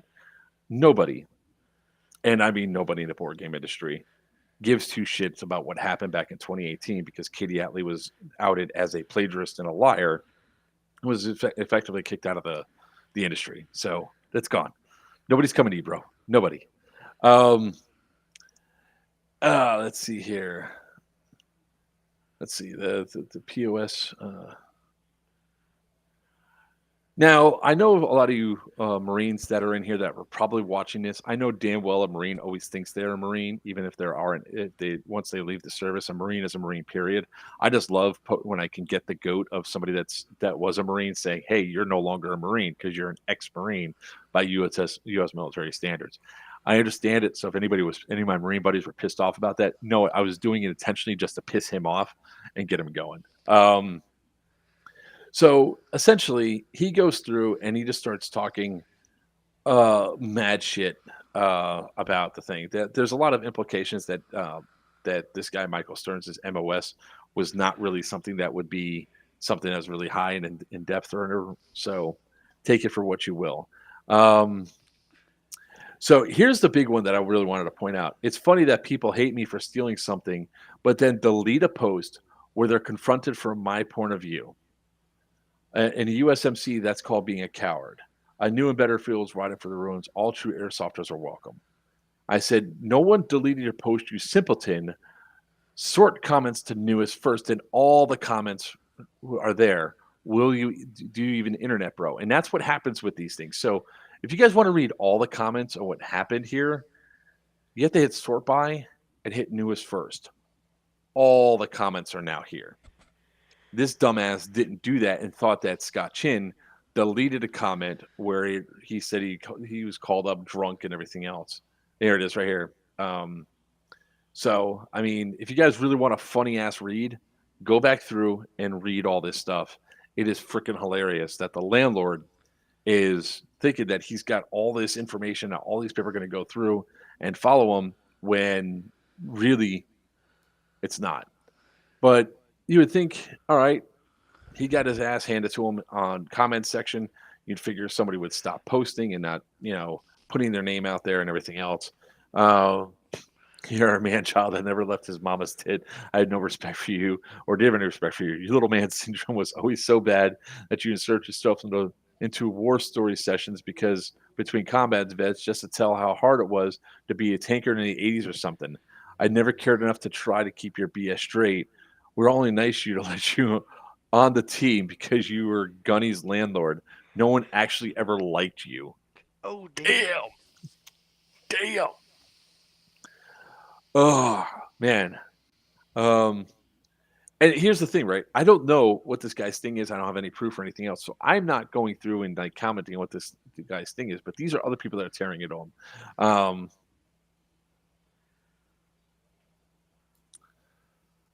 So, what's that?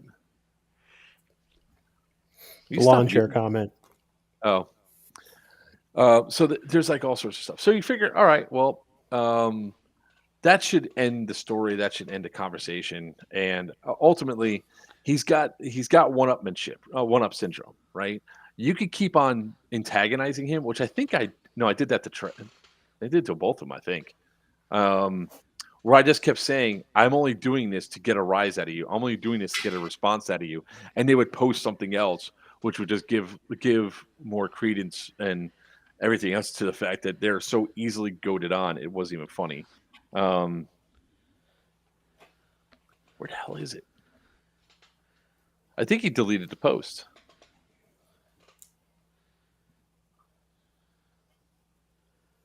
He did. He deleted the post, that little prick. This is what I love, how scared they are about things. Let's see here. Search TNT.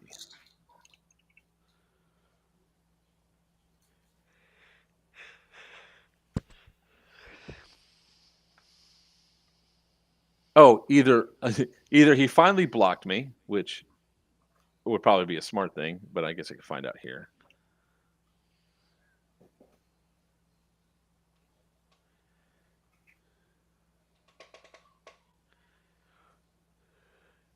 Yep. He blocked you. Yeah, I'm blocked. So that just means I win. And by the way, it doesn't mean that I'm actually blocked. This means you got one of my accounts.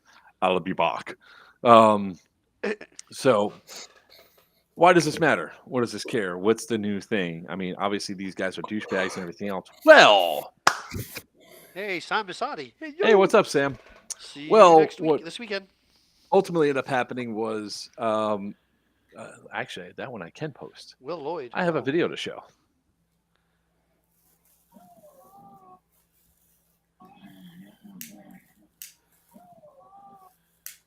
If it would stop playing before I can actually share this, there we go.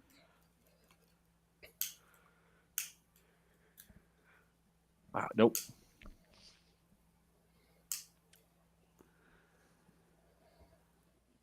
We ready? We ready? Guess who's back? Back again. Say he's back.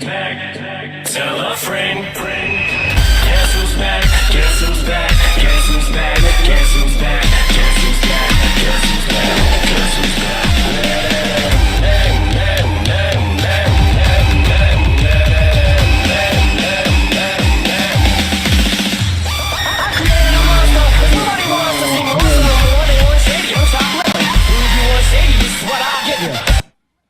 So the big announcement that Gunny's going to make, which I was given permission to go on here, is that Gunny's Warfare Center is officially reopening. A new lease was signed today. Mr. Chin, you did forgive me to give me the actual address of where it's going to be at, and the name of the previous facility. You forgot to give me that too, sir. But Gunny's Warfare Center is opening back up. There's going to be a soft reopening. I think he said on, I believe it was March 15th. Let me just double check the calendar here. March, probably 18th. Unfortunately, I can't go to these reopenings. And he said another one, the grand opening will be a couple of weeks later. So the 12th is when the soft reopening is going to be happening. And Bullet left Seymour. So March 12th. Yeah, everybody, March 12th, March 12th, March 12th. And the location is, I'm doing the drum rolls because I don't even know where the location is because I haven't been up there.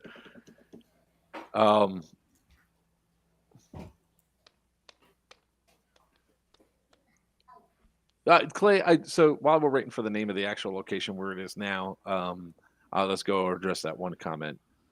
So 1600 Washington Avenue. Is that right? No. Get out of here. Isn't that Pennsylvania Avenue?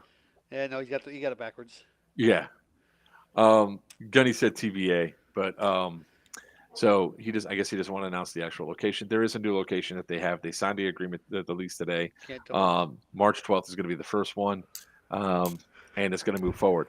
So, do I think that people are going to show up to TNT Airsoft on their opening day? Yes, I think they will. I think they'll have maybe 10 or 15 people, possibly 20, show up. More if they just offer free tickets for an opening. You can't divulge because I don't know. But the reality is that now the people will go back there because that's what they know. They knew Gunny's Warfare Center. They want to play and they want to do their stuff there. But what the funny thing that came up about all of it, and I'm sure Virchew and Weiner both agree with me, is that when Gunny's Warfare Center went down and the controversy that was there, players already started going to other fields. They've already started dedicating themselves to going to other locations to play. The only thing that would bring them back to a field that is ran there is if Gunny runs it, because it's his player base, right? There's not a whole bunch of people that would stay put and go back to the location because they're dedicated to the location. Usually, customers are dedicated to the companies around and everything else, unless that field was left identical to the way it was, then maybe there were people who come back. But that place got razed. Gunny jumped in his front loader and reclaimed all of his structures, meaning they got flattened. There are no structures out there. There's supposedly trash everywhere, from flattened structures. So what's left of the old Gunny's Warfare location? Nothing. So here we are. Gunny's is reopening. March 12th is the soft opening, with a grand opening a little bit later on.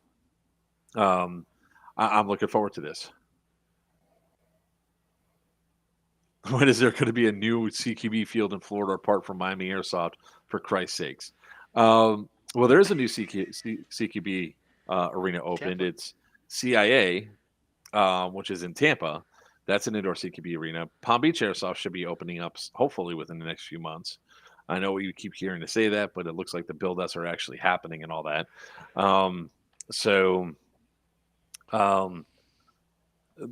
That looks like it's going to be good. There's evidently going to be another field opening up by Simple Airsoft, an indoor field, but whatever. Let's see how well they recover after they got robbed a couple weeks ago.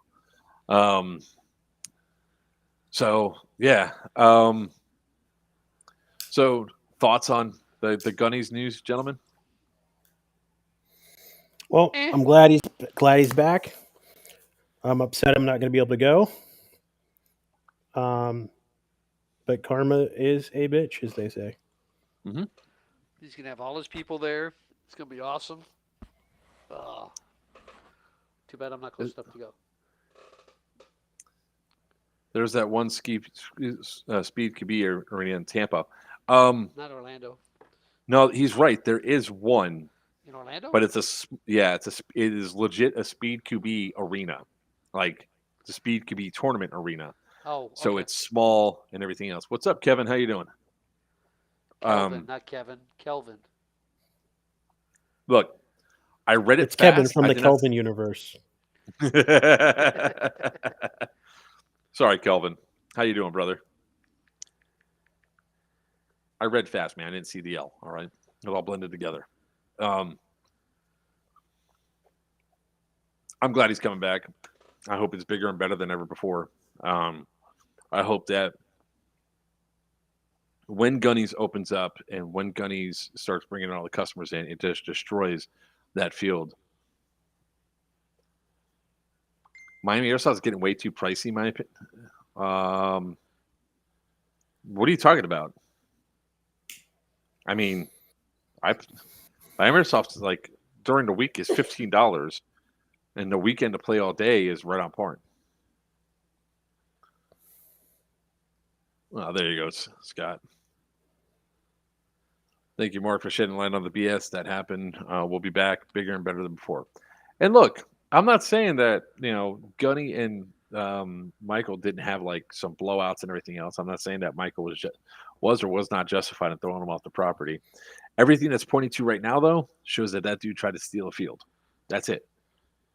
Regardless of what we can and cannot prove, whether he tried to steal the field or not, past events are irrelevant.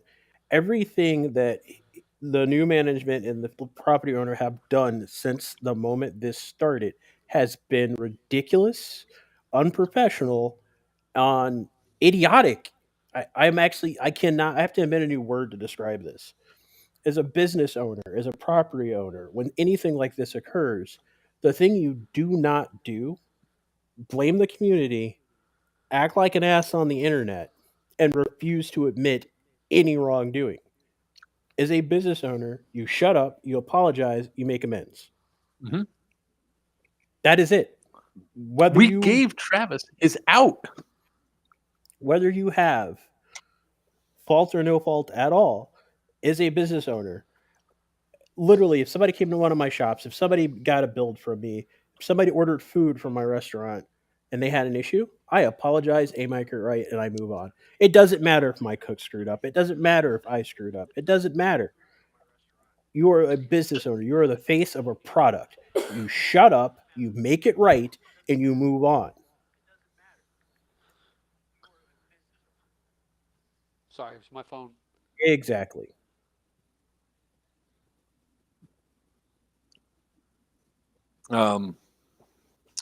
Exactly.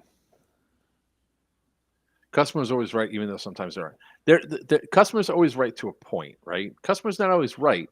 Customers need to be properly corrected sometimes. So there's a way to say you're a fucking idiot without saying you're a fucking idiot. That does not say that at certain points in time you just have to turn around and be like, no, and go away, because there's like this big thing of saying never say no to a customer. Well, customers have been taking advantage of that for like the past 20 years to the ninth degree. So there's ways to say no without saying. There's ways to say no that puts you in the right, that you could defend yourself and everything else. You just have to make sure you're on the proper footing to say no. In this particular case, with Gunnys and with the nonsense that came out of it, Travis never should have taken the stance that he did with the vast majority of players that were out there that were challenging him. His job is to win over the customers, not alienate them. And he turns around and says that we don't have a large platform. But again, this is the third week in a row where we are consistently hitting on all the streams that are watching. We have 30 plus players, or 30 plus people watching the stream right now. And when we go back and look through the analytics and everything else, the level of people that go through and watch the video from start to finish after it's ended is high, because people want to know what happened. People want to know what's going on, and they'll listen to the entire thing to go all the way through it, to see just what the engagement is and everything else, and to give you a breakdown of that, and for you guys to see just how bad it can be. You're talking about a 3-hour video here where we had consistently 25 people watching during the entire stream. Like, if you see this, concurrent viewers 48, 47, 45, and it dropped down towards the end, but not until like the 2.5 hour mark when we're rehashing old shit again. So it's one of those things of the amount of people that go back through after it ended. There's 128 hours of watch time. The average duration is 9 minutes and 26 seconds. I mean, it's amazing how many people came back just to watch this little drama unfold between the two sides. And I'll say it this way: for those of you, that are here, it's Valentine's Day and all that. It's your first time coming here. That like button and that subscribe button and that share button, they're all very lonely right now. They would just appreciate if you give a little hug with your clicker button. I like to point out, Gert nailed it. Everybody always misquotes that statement. The statement was never "the customer is always right." The original statement was "the customer is always right in matters of taste." That was the original quote that has been misquoted for years. Decades. But the whole point of this is I've never operated off of the customer is always right philosophy. I've always, is the customer needs to leave happy. Yes. Or the customer needs to leave. Mm-hmm. Gustav, what happened was, like I said, the rehash of all of it. The landlord tried to steal the field from Gunny's Warfare. Well, did steal the field from Gunny's Warfare Center. Tried to open up the business with a new company called TNT Airsoft. That all got, and the rollout from that has been horrible, because the way that they've been reacted towards the community as a whole has been abhorrent. It's like some of the worst PR I've ever seen, and that's saying something. I'm going to give give a big shout out to the NC and SC players that have supported me through this. Rats, Airsoft, Cedar Creek, Command Decisions, all the community has been awesome. Just want to say public thank you to everyone. 18 years of Airsoft, and I'm not stopping now. Awesome, bro. We're glad that you kept stuck with it. You came back, and that you're going to rock on harder than ever, and do some awesome stuff. There's a lot of people there for you. Softball game. Why'd you tee yourself up like that? I mean, you just teed yourself up to be mercilessly mocked and everything else. All right. What? I will It's say this: anti-PR. Gunnys has always been a destination. Oh, sorry, a destination field. And what I mean by that is, whenever I'm planning a trip, whether it be for work or actual airsoft, I go. There's a few fields I see if I'm close enough to, if I can find the time to go to, and Gunnys was always on that list. Yeah. Literally, I've had one bad experience at Gunnys, and it was dealt with within a matter of minutes. And that was a player getting hot, heated in my face, and I stayed calm. The staff came over, grabbed him, and said, "Hey, you need to leave," and it was handled. So I will even jump something in to this from. Yes, I'm wearing pants.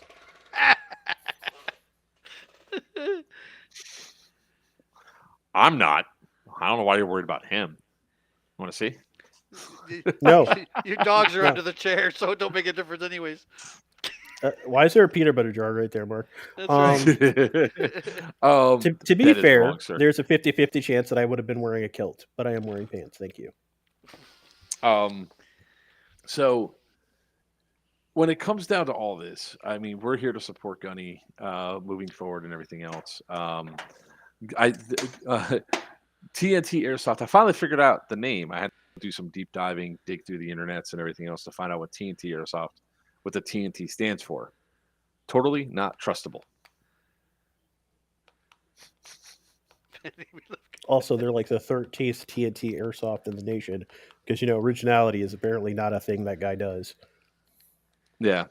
Ben and Amy love Gunny. Thanks, players want it. Look, we always... God, we're starting to become that channel that periodically, if something goes wrong, we're the ones that have to come up here and be like, see, like we're going after Novritch for his shitty AFU unit. We're going after the cheaters.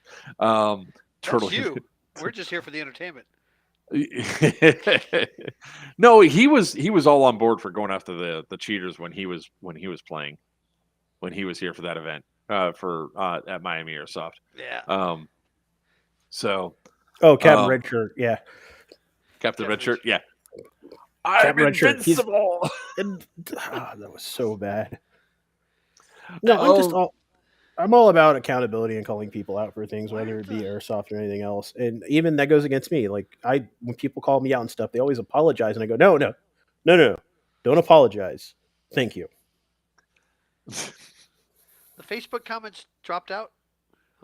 Probably. Chat, because I'm seeing them on Facebook.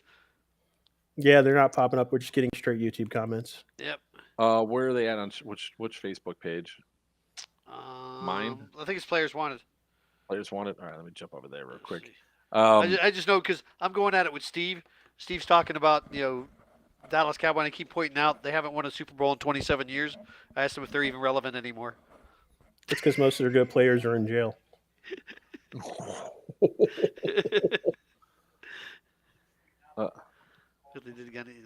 on, pause. Why won't it pause? I don't want to watch it live. I want to pause my. There we go. TNT Raptor and Central Penn Milsim. Oh yeah, okay, I got you. I got what he was saying. That would never work because everybody would be banned. There'd be no insurance and no field. I was just gonna say the insurance thing. The funny thing that goes down about like Gunnys and all that, it's not on Players Wanted, by the way, because I'm there and it's not there. Look like it's just on yours. It says Mark Stearns is live now. Just your page. So that's mine. Okay. Yeah. We stream in like 5 different places, and well, the last comment on Players Wanted was Brandon Michaels. Yeah, I saw that. Cash grab for him. That's what it was. It seems like it was a total. Airsoft just don't care for the trauma kit offer it. There we go. Um, Yeah. which is weird that because Chin's I know. messages came up, but not whatever. Put me in, coach. Put me in, coach. Sal wanted on this. Oh shit! No, I don't want to add him to the block list. What the fuck? Great. Good job. Hold on, because we're going to talk about the next thing, which is events anyway. So, let's see, Sal. What this bone crusher thing coming up? Or, I don't know. Yeah, hey, look, Bone Crusher. I'm looking. I can't I am wait. too. Yeah, I know. I've been in the chat. I'm in the chat all night long with chaos. I still think they should do a one-day event the next week. And Oh, look after at Bone that! Crusher, Look at that! He was. called Bone Powder. What I don't happened? want Hey, everybody! I don't want to blind Joining you us with my now bald head. So is the man What's with up, the Sal? plan, Z Monster from TCA. what's going on, guys? Put me in, Hey, coach. Sal. Put me in. Hey, What's so going on, brother? hey, so interesting day at Airsoft. Interesting week in Airsoft, man. So we're getting ready to do Bone Crusher, the advanced party. Big shout out to Chris Snick and the guys over at Junkies. Snick. I'm gonna wax the static real quick about Snick. He does a lot of heavy lifting prior to the main group of staff flying in, and him and Sam's bald like me, so he's pulled all his hair out already. So, big shout out to Snick for pulling it all together, putting it all together, and Sam, of course, doing the things that Sam does. The man behind the camera, never in front of the camera. If you guys remember Inspector Gadget, the claw, never Yeah. saw the claw's face. That's Sam Asadi. One of these But- days, we just have to sneak a camera in there just to put it in, and then just be like, And he's so photogenic. Yeah. So, yeah, this Crusher Bone thing. Yeah, man, we're excited that it's this weekend. The AO, I think, is going to be, now that it's expanded. People don't realize there's a 600-foot hill. Yeah. Weiner's like, Yeah. 600. wait a second. Did you? Why is there a 600-foot hill? Why? No, I'd I'm put already it there, dude. sensing. I don't know. I think I know where the 600-foot hill is, and I'm just gonna have to be like, look, man, hey, coach, I'm gonna have to tag somebody to make the walk up there for me Well, because what side are you playing on? green. Yeah, you're fucked. Okay. Yeah. So My, Yeah, because we're Look, way down. This I'm time. gonna bring my handicap pass for my son in and be like, You want to always borrow let the it battle go up and scooter? come back. We'll just get you a walker. No, just Yeah. give him the. I'll pick up the battle scooter. the battle scooter. You know what? I Uh, think I'm gonna bring my son's action track here. Screw it. So the good news is on Sunday the game will flip. You guys will have a topside spawn point. Oh, cool. But on the subject of originality in Airsoft, Okay. Oh, this ought to be great. on the subject of originality in Airsoft, like a lot of other hobbies, sports, intellectual property. Surprise! If you don't get a patent done, patent pending. Okay, Barrick's lawyer. Okay, Yeah.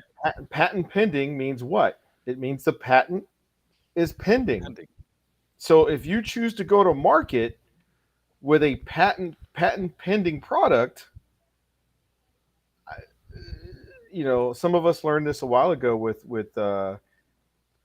people who design paintball guns, pneumatic paintball guns, that later on go, wait a minute, pneumatic BB guns are you guys owe us royalties, and you go, no, we don't. Yeah. We trademarked the pneumatic pellet gun. Okay, so that's the hard part, right? If you're going to get a good product to market, and you get your patent pending, it's pending. You get it out there, and you want to hurry up. And what business wants to get out there and start making money? And then it goes back to yeah. So it goes back to brand loyalty. It goes back to loyalty to the manufacturer. And it sucks if you go overseas to have your stuff manufactured, then you don't own it anymore. That's the hard part. Yeah, because there is our patents here, our trademarks here mean absolutely squat when you manufacture something overseas. Yeah. Yeah, it's just a hard reality, and the what happened, like I don't think anybody's really complaining too much that Novritch decided to make his own AFU unit. I think what the problem that comes up is what Novritch is historically known for is now making cheap knockoff products that don't hold up. Well, did you see the video? Oh yeah. Because and he's getting this history, he's getting his reputation of putting out the Wish version of the stuff that's good in quality out there. Is the best way I went around, like that I see about going around and saying it. And he might not like it, but compared to him, I'm really small potatoes. I'm just a consumer of his. Hello, I'm still bitter about this thing, and his customer service is half-assed at best. And the funny thing is like somebody said it earlier. Do you think that this is that is the problem before that they released it, the problem before the solution? And he does this all the time. He doesn't do the QC or anything else. He just generates money for his name, and it's almost as if it's like a certain other national celebrity that put his name on everything because he just licensed his name out. And when this stuff starts breaking, it's not my problem. I didn't make it. They just licensed my name. And that's where we're sort of at. But people think that because of his stuff that they see on YouTube, that it's quality. And that one, thinking about the AFU unit that fractures with a single BB strike, and you got a lipo battery on the top of your head. If that thing burns the way like some of them do, it could literally burn to your skull. Yeah. In a matter of seconds, right through everything, because you're just not aware. You're like, huh, what's that smell? Why do I smell bacon? Yeah. So I mean, okay, so exactly. Somebody said Gene Simmons. Yeah. Thorough product research. Am I going to put my name on something? Is it going to be quality, the highest quality? Men are fallible. We all make mistakes. That's the get out of jail free disclaimer. They're in the history of endorsements. People have endorsed a product. They've made a name off a product that they're probably, hey man, wow, if I could pull that one back, if I could put that bullet back in the gun, I would. But once it leaves the barrel, slap chop. But I have one of those still. I love my nuts. Yes. God, there's a College Humor video with that guy. With a good spoof of that guy. Yeah, when he's in prison. Yeah. But getting back to the idea, hey, endorsements. Guys endorse products, especially when they're getting a sizable chunk. Hey man, I got a great idea. Let's get it out there. Let's get my name on it. Okay, great. Hey man, you don't control the entire manufacturing process. Once it gets out there and it's got your name on it, you're taking a hit. And I would understand if he then comes out and they come up with solutions or they come up with customer service that would fix and address some of the issues. But the response has always been deny, or blame the customer. Like you're pulling the trigger wrong. Yeah. But here's the thing, Sal. It's not an endorsement deal, though. No, he's it's releasing not. These products. Yeah, he's releasing these. Here's my big issue. He's releasing these products as if they were original concepts designed by him. They are not. I go back to the pre-built computer analogy. If I told you I'm going to build you a computer from scratch, and then I went and bought a Digital Storm PC, slapped my logo on it, and handed it to you and said, here, it's great. I did all this myself. I booted up and it says Dell.com. You call me, and then you call me because the graphics card's not working, and I say, you're using it wrong. Right. Is it computer plugged into the wall, sir? Okay. And that's the essentials of what has been happening. So don't get me wrong. I'm to the viewers at home. I'm trying to be as agnostic as possible. I'm a political scientist by trade, so I'm looking at it from the 10,000-foot view. Yeah, man. If you're going to put your, Sal's personal opinion. If you're going to put your name on something, and you're going to generate revenue off it, then you owe the customer some customer service. Now, if he calls you and says "Dick Buck stuck in box, instructions were unclear," well, sir, did you, then you can try to diagnose it. But like I tell my guys all the time, don't assume the guy's an idiot. Don't assume the customer's an idiot. Okay, listen to the customer, and then we can, hey, let's work together to solve your problem. But step one is, you're right. He has to, he has to get beyond that and go, hey, so what's the gun doing, or what's the product doing? Some people are in it for the cash grab, dude. I mean, straight up. Let's be honest. Some of these guys are going to get the money while they can, and they're going to fade out. We've seen that. In 20 years in airsoft, I can tell you, we've seen that shit happen a lot. And as a guy that's repairing these things constantly, and most of the basic repairs that are occurring, I'm going, if they had spent $10 more in production, this wouldn't have been a problem. Now, granted, if you release, and this we've seen a lot of this, there's people that release cheap products, go for the quick cash, and get this giant outpour of hate or customer dissatisfaction, and they end up in the end not making as much money as they possibly could if they would have released a quality product in the first place. Right. Well said. And you can't. It is what it is. On the subject of intellectual, he is awesome. He doesn't care as long as he can evade. Damn. Okay. Wow. Well, you know why the road to Paris has trees along both sides of it, right? Shade coming and going. The Germans got tired of walking in the sun. Yeah. So yeah, it sucks. I think he's gonna. Hopefully, he learns from it. I think the intellectual property thing. Remember Odin, the greatest, the best thing ever since the freaking poncho liner. Yet people are still like, I don't care. I'm gonna get it from whoever. I don't care if it's a real Odin or not. I do, because I want to support the guy that invented the damn thing. I still have my Whoopie somewhere. If you build shit and have terrible customer service, people will not buy it. Yeah, they'll vote with their wallet. We've said that many times, man. They'll vote with their wallet. I mean, we've seen that with a number of high-speed airsoft things. Okay, sorry, I gotta address this. Tubbs, no. And here's the thing. Yes, I make money off of doing repairs.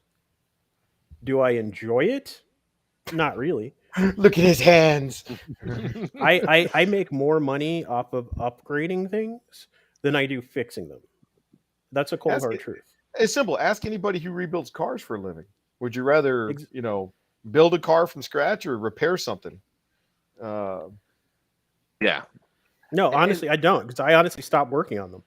Yeah. I have told plenty of customers I'm not going to touch that. We knew it. Dude. Sorry. Yeah, sorry. Here's a perfect example. If you bring your car in to me because the brakes are bad and I replace your brakes, you bring it in 2 days later because now the tires are bad. That car is clearly a bad investment. I'm not going to keep. Yeah. I cannot morally justify making you pay to keep doing that. You said I'm not going to do it. Yeah, sorry. But I can't do it. And I've had customers complain, well, I'm going to pay you to do it. Yeah, cool. But you're going to pay me again in 2 weeks. Yeah. I, as a decent human being, don't feel right doing that. And then who are they going to get frustrated with over time? Are they going to get frustrated with Chevy? Or are they going to get frustrated with Virchew? Man, I've spent $4,000 in your shop, dude. Well, don't get mad at me. Get mad at Chevy. They sold you the Nova. You know what I mean? But that's not how it works. I've got a perfect example right now in the workshop. I've got this MCX that's been in my hands 4 times since the guy bought it. It's a Gen 1 MCX. So it came in with stripped sector gears. The gear's been shot. And I told the guy the first time I opened up the gearbox, I said, hey, I really should just replace all these gears. No. Just replace the one that's broken. Yeah. Okay. So I go back to, he's going to learn. Hopefully he learns from it. Doubtful, because so here's the thing that happens with him every time. Like every product that he releases, it's a similar MO. He gets the backlash, waits for it to die down, and moves on to the next product.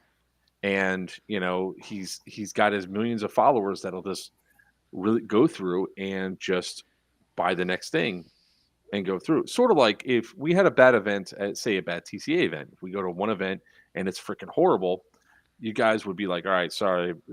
You guys would probably be like, sorry, I did a bad thing. But if you also keep quiet and just move on to the next one, people won't care because they're just wait for the next game, right? You might lose 1 or 2 people, but It is what Yeah, it and is. and it's a generational thing too. We have a Yeah. younger generation coming into the sport, and it's bad as it sounds. It's like being a drug dealer almost. The younger kids come in, they watch YouTube, they get hooked on that product, they go buy it, they find out it's crap because they didn't listen to the old guys. Because we're old. What do we know? This is new. Yeah. This is what's now. It's got to be better. New hotness. It's got to be, like I said, Yeah. noobs talk FPS. Yeah. Well, for example, Clash of Titans. I was just down in Florida, Clash of Titans. There's a kid on the field on our team whose gun went down mid play. I had no tools, no equipment because I made a promise I wasn't doing any tech work. Because Papa threatened to break my fingers if he caught me working on anything and not playing. But the kid bought brand new the Navi's M4. And I looked at him and I said, the MOSFET's probably fried because you got it wet. And he kind of he's like, how do you know? And I went, because I've had them come in before. These are not mint. They don't tell you this. Don't get them wet because the gearbox isn't sealed. Yeah. I mean, I think over time people will vote with their wallet. If you're I not hope so. careful, and that's the one. Like going back to our events, we take player feedback very seriously because ultimately, if you fry enough people, they'll vote with their wallet. Yeah.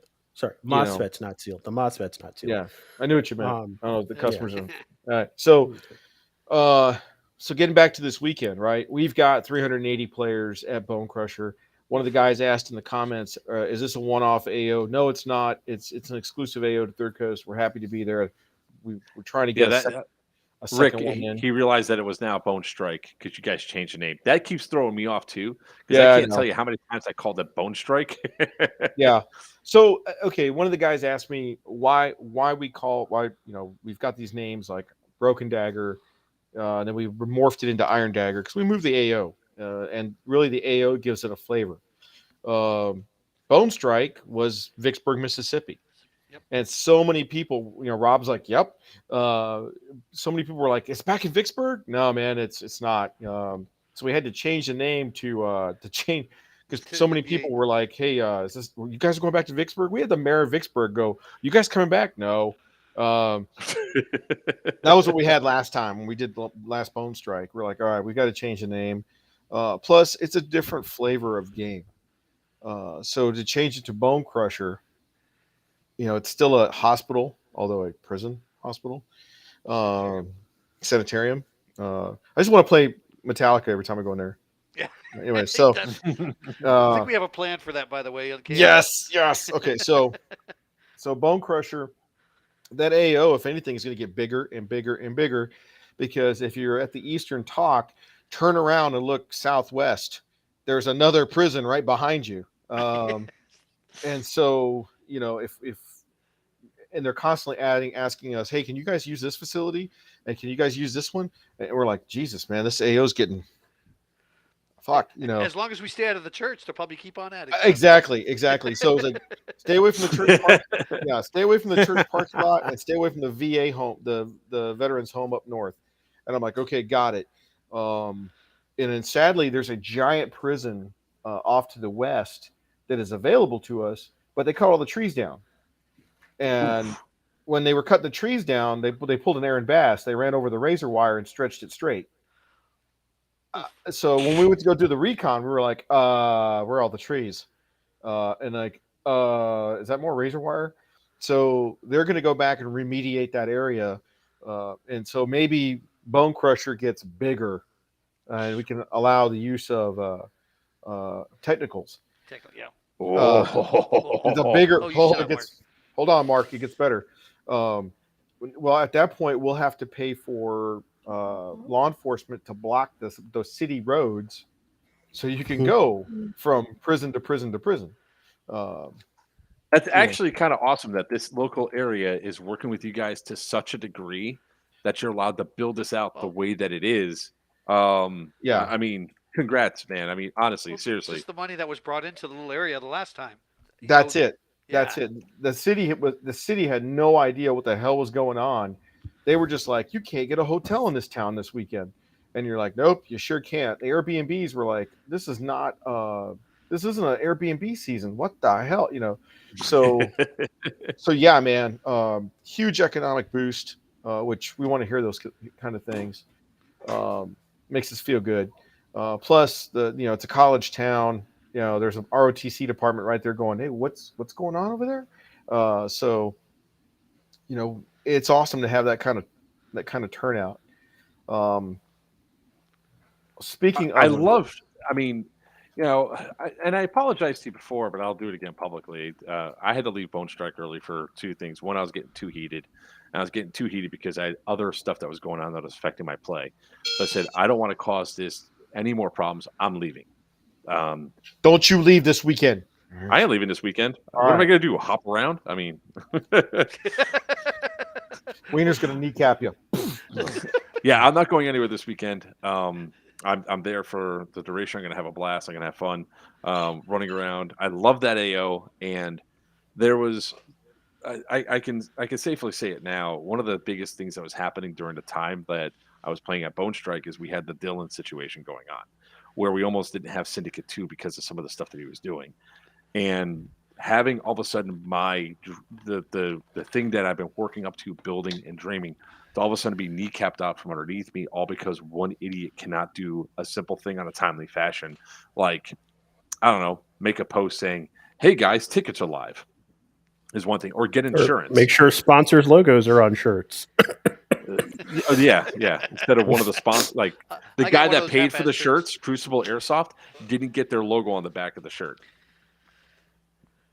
Back to Bone Crusher. I am green for Bone Crusher, guys. I'm running with that jackass up also. there. Even with my bad ankle, and when I say bad, it's just a little sore. It's tender. I'm just not going to do a whole lot of running, and I'm The violin out. going to be wearing boots this weekend. I'll be wearing boots, especially if there's a hill. I'm wearing freaking boots if We'll there's just a put you in a hill. wheelchair and push you down the hill. No, I'm 50% contemplating literally bringing my son's action track chair up with me and just be like, Just to climb the hill. screw Just to climb the it. We can say that's Bone Crusher. You're delayed a little bit, Sal. Oh, sorry. Your video is anyway. All right, Uh, so one of the guys but- asked us why we capped the event at the numbers we capped, which I think is a very valid point a question to ask. Because you can't shove 600 people into an AO that's meant for 380. So that's just the way it works, man. Anybody who hosts games will understand that. Planning factors 10 And players to there's a one. sweet spot. Yeah. Oh yeah. Last year There's we a had sweet spot. last year we had 260, and it was the right number. And then when they expanded the AO, we were like, okay, 380s. I think 380 will be a good mix because you have that hillside, that glorious ass hillside. So yeah, going to be a technical and weekend. I'll be honest with you. Well, that AO was fun and it was packed with the how many had last time. Target There rich was a- environment. Yeah. it very much was. I have one question though: is that one murder hole at the end of the hallway going to be blocked off this time? Okay, so rule wise, What yeah, side you're coming from? yeah, it depends on what side you're coming from. So rule wise, zero moving stuff. So no one's picking up doors and using them as ballistic shields. No one's going to be moving tables around. Whoa! We like can't that drive the Zamboni. No. Sorry. No. So and the other half is we're not the only ones training at that facility. So they've asked us not to do that because if you looked at them all, man, boy, we fucked them all up. Somehow they asked for CRISPR to come back. But so on a realistic sense, we don't want people to do that because it kind of ruins the game. Yep. It just does. And so I think we'll reduce the amount of airsoft drama by saying, hey guys, don't move stuff on the AO. Body checking doors is one thing. Body blocking doors is one thing. Friend of mine who hosts games in the Pacific Northwest, local stuff. They were at a fairly, they were using some houses they were about to demolish, and the kid got his shoulder separated, body blocking a door. So no more. So the doors cannot be blocked anymore. well, no, we're like, okay, you can body check a door, man, but man, let me tell you what could happen. You know, just putting How that in there. hard did he hit it? Jesus. I don't know. I was talking to Rick, and Rick's like, hey man, Sam.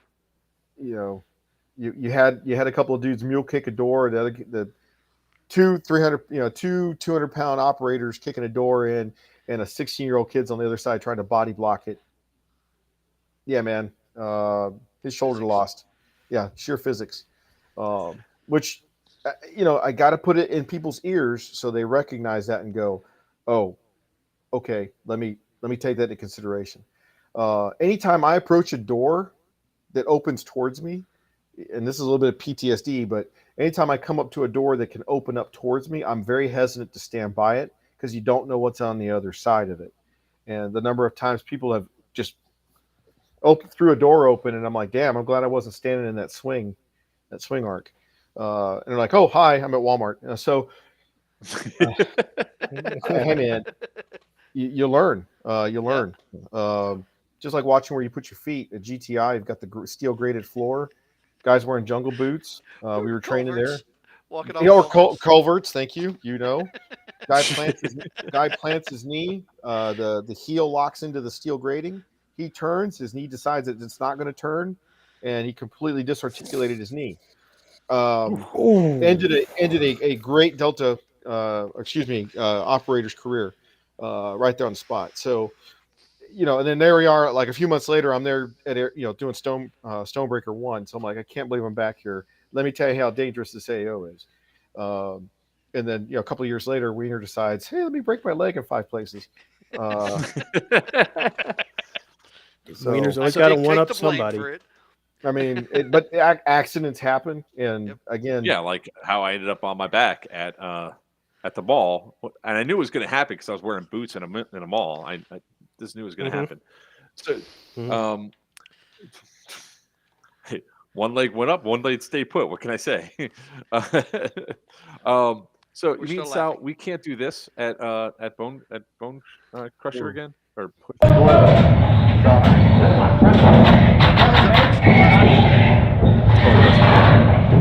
Bone Strike, yeah. Were they using the filing cabinet? That's the filing cabinet. So yeah, I remember that. Admin on the right. Admin on the There goes the admin light. No, can't do that. And there goes Gabe. Gabe's from MK Airsoft. He's about to do a ball. He's going to run down and just eliminate everybody that was down there. Is that Central Penn? No, that was Bone Strike. This is the hallway I'm talking about. At the very end of the hallway, all the way down there, there's a hole that's like 8 big. That blew this laser into the hole with a dye mask, and I guess Sal, you all caught him like 80 views on the trail cam. Yeah. But that one piece, the admin comes out and says, no, you guys can't use that. You can't use movable. No. You go in there. No. So the good news is we've moved past trail cameras now. We've gotten, thanks to companies like Ring, we've upped our camera game. So cameras, I think, were great in Airsoft when they first started showing up. They've gotten only better because now you can stream it instantly online. And so I joke around with your dollar theater, but now it's like bag of nickels theater, because I can beat a cheater with a bag of nickels online and go, hey guys, everybody saw your face. I didn't. It was live, Yeah. And that's the thing that a lot of people just don't realize. They go, well, why do you care so much? That's because what happens is, and we saw it happen at Thunderdome, right? You had one group start cheating, another group start cheating. Yeah. And then what ultimately ends up happening is that people that normally would be on the highest level of ethics when it comes to playing the game, all of a sudden getting so incredibly frustrated, they don't even intentionally mean to do it. They just do something incredibly stupid and it's not even like running out or shooting at that player or anything like that. It was just a matter of, talking when you weren't supposed to, back talking an admin because they're frustrated. And what happened? I'm not targeting anybody, so nobody get pissed off at me. I'm just saying, from the stuff that I saw there, there was like it's a snowball effect, and if it doesn't get rectified and then get fixed, So like I would tell my younger soldiers, okay, just because one idiot's breaking the rules doesn't mean you're going to break the rules. Your integrity takes a lifetime to earn and seconds to lose. Yep. And if you're going to jump down to some idiot's level, man, that climb back up that hill is going to be steeper than you want it to be. Play the game like you want it played. And if everybody did that, we wouldn't have a problem. So when people, well, this guy's not calling his shit. Really, dude? Really? Like, are you fucking serious? What are you, fucking 4 years old back in kindergarten? He shat his pants. I'm going to shit my pants too. You're a moron. Okay. And because you're doing that, I can call you every damn name in the book because now you're acting like a piece of shit. And I can't, hey man, like your integrity is everything. You should treat it. You should treat it like your daughter's virginity when she's 4 years old. Okay. You should treat your integrity at that. That's how sacred that is. Okay. And if you're willing to cheat at Airsoft, then goddamn, what else are you cheating at in life? Like, and the guys were looking at me like, I'm like, yeah, dude. Like, I'm just telling you the truth. If you're cheating at this, what else are you cheating at in life? Call your wife. Tell her you're cheating. This is the biggest honor sport. This is the biggest honor sport that I think is one of the things that out there that relies on the player on a large part to play the game. The player has to have their integrity, has to be there. All the guys that are on my team, I tell them first and foremost, if you're even remotely doubtful that you got hit, just put your hand up. If that person is so adamant about what they did, just like whatever, and just put your hand up. Because especially if they have a camera on their head, you never know what that camera's going to see. And don't backstab. I love that. Well, hey, dude, I'm just going to call it. No, dude, just fucking without the attitude, just call it. Yeah. Like in that hallway, you and I are both trying to diffuse the situation.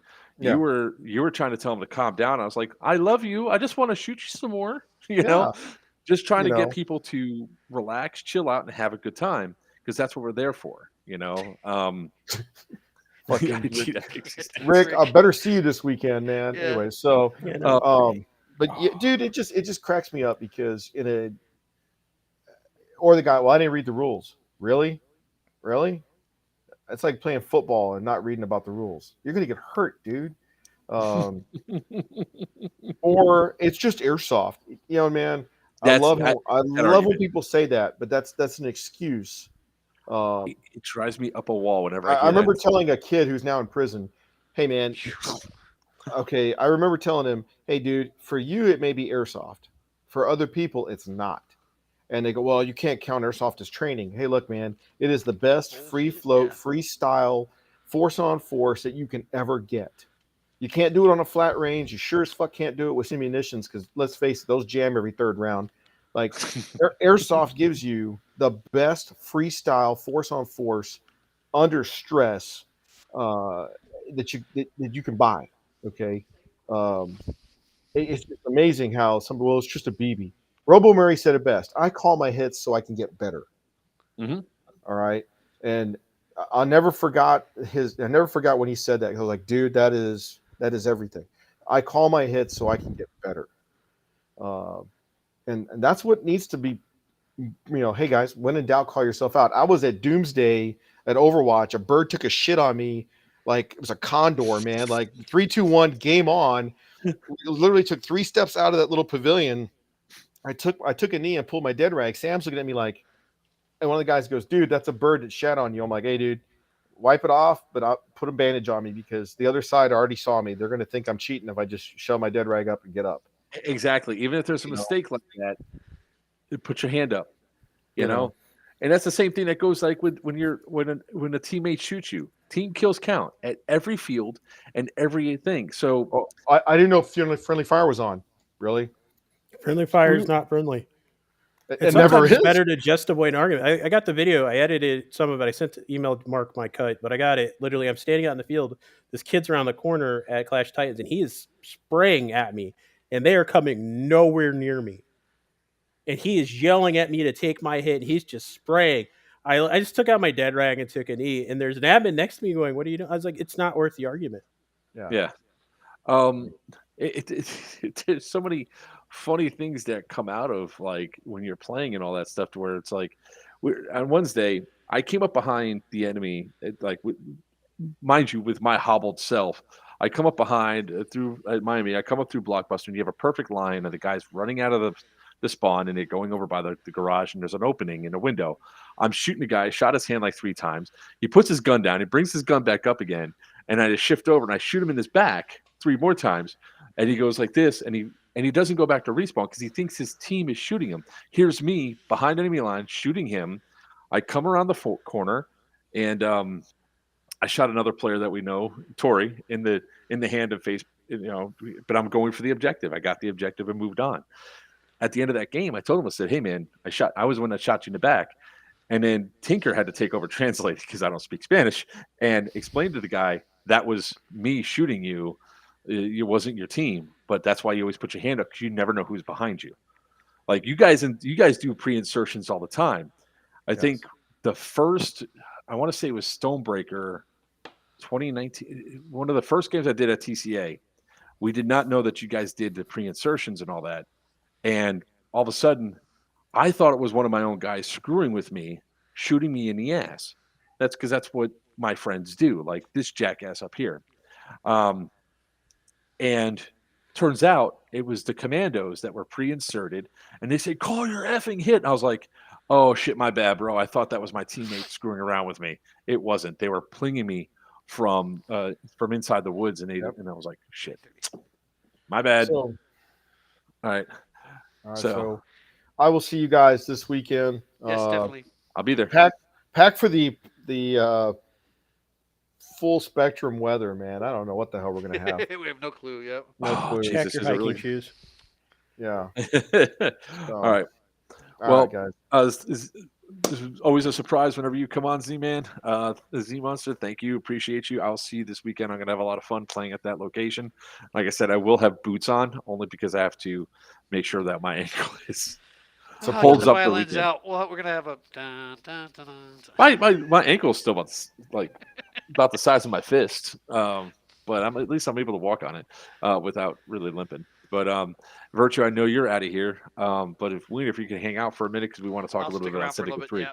Well, I fall asleep. Thank you very much, Sal. Sid. Later. See you, Sal. You guys See go you have soon. fun. It's either that or I take you guys to the kitchen with me. It's going to be noisy, and I know it's going to happen there. It's going to be noisy. It's going to be loud. And Sid, go ahead and go take care of your menagerie you got over there, and you have a good time. And Weiner and I will talk about the game he's not going to be at. No, Yeah, I'm getting off now. douche. I'm leaving. I'm going to bed. You're not allowed. All right, gentlemen. I'll talk to you later. See you, Virchew. Um, Take care.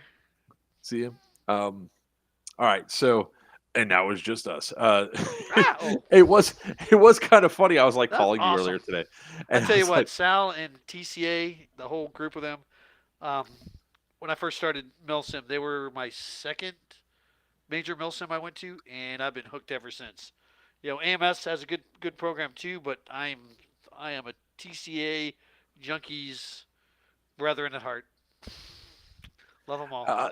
same here. I mean, look, I've done AMS. I've done Doomsday. I've done a bunch of smaller different hosts. We went up to Black Ops and all that. That's the only other one that I'm just trying to see what the comparison would be. Like when it comes down to it, TCA is where I strive to be at with the Syndicate games.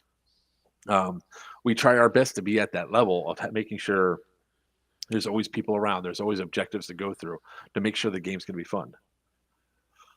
Edward, am I going to fold the gap this year? The answer is probably no. And the reason being is, first off, that time of year, the week before is fold the gap. The first weekend of November. The second weekend of November is our Scorched Earth game And I really don't want to kick my ass going up and down at Fulda Gap. I don't like the field is awesome. So what I'm about to say here has nothing to do with like the actual field. I don't like elevation.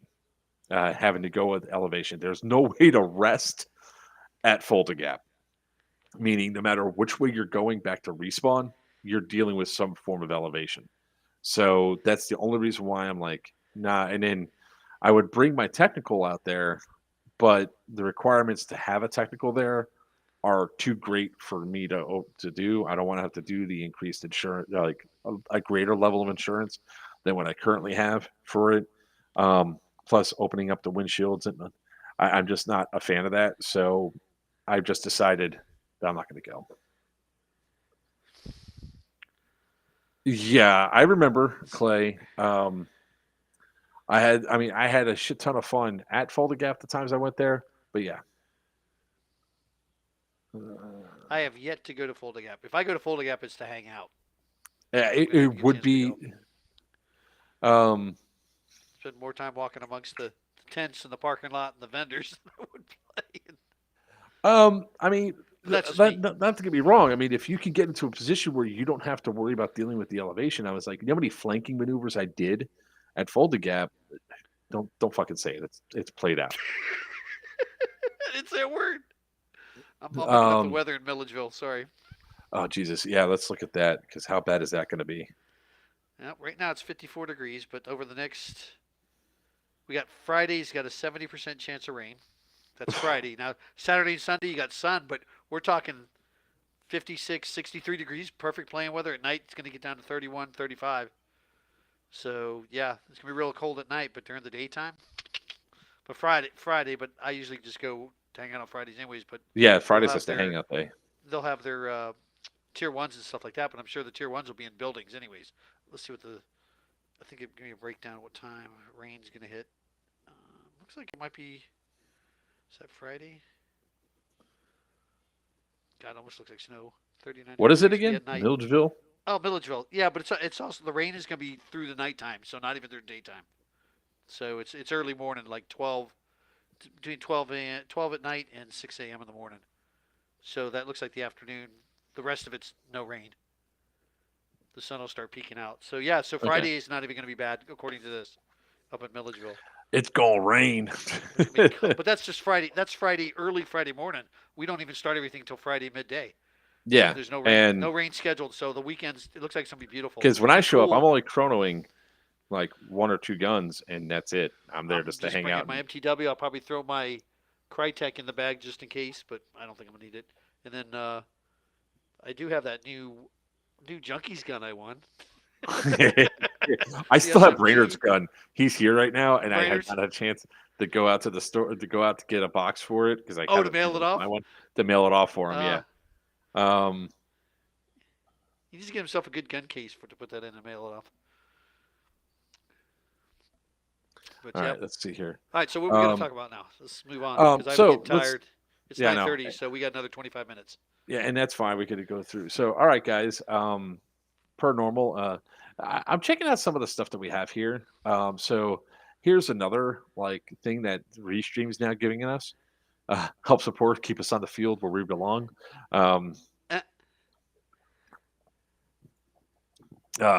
Keep us out of our day jobs. We're elementary school teachers, and keep us on the field where we belong. I totally stole that catch line from a buddy of mine group. So you stealing.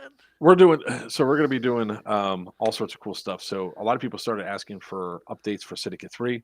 Per normal, guys. I'll be on a cruise. You'll have fun. Yeah. Man, I wish we had planned this out better, brother. Because if there's one person I want to do the event with, it's you. I would love to be there. It's just unfortunate. This cruise I've been waiting for what? When did COVID? How long ago did COVID hit? So the cruise was booked prior to COVID. We were supposed to go that year. So COVID hit March of 2020. Is that right? Yeah. So hit hard in March of 2020. Our cruise was already scheduled for April of 2020. So that got canceled, put off, and then of course they gave us pretty good money to keep. So we didn't refund our tickets. So they gave us pretty good cabin credits for that. It's a week-long cruise to the Eastern Caribbean, so I'm looking forward to it. Um, my friend Kim is coming into town to go on it with me. So Yes, that's a female, and no, she's not a softball player. Thank you. She's age appropriate too. Just so you know. Oh God.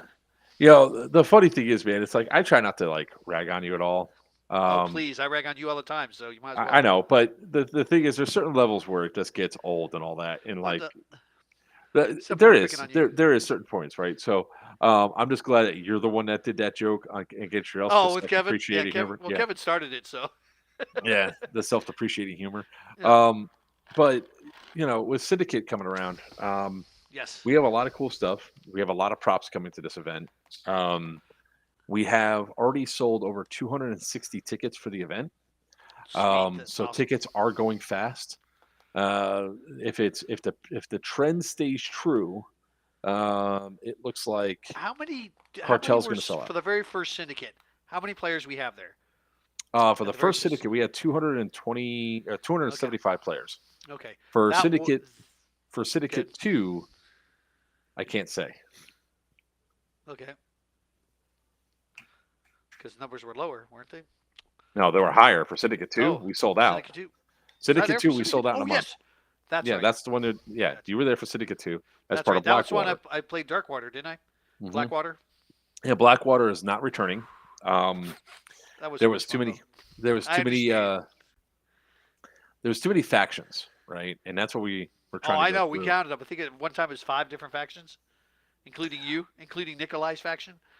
Well, there is technically yes. There were 5 factions. So you have Green versus Tan, the 2 main factions. Yep. You have the Op 4 team, which is there to direct traffic. And what we Then say we had about that Greg's is, faction, and then you had Blackwater, which is which Greg's decided to do creation. whatever the hell they wanted to, which caused even another level of chaos. And then you had the civilians, which added another level of chaos. There was too much chaos on the field, too much distraction, and there was too much ambiguity when it came down to how players are going to go. So, Op 4, they had their marching orders, and their marching orders were firm. And Right, and they stuck to them.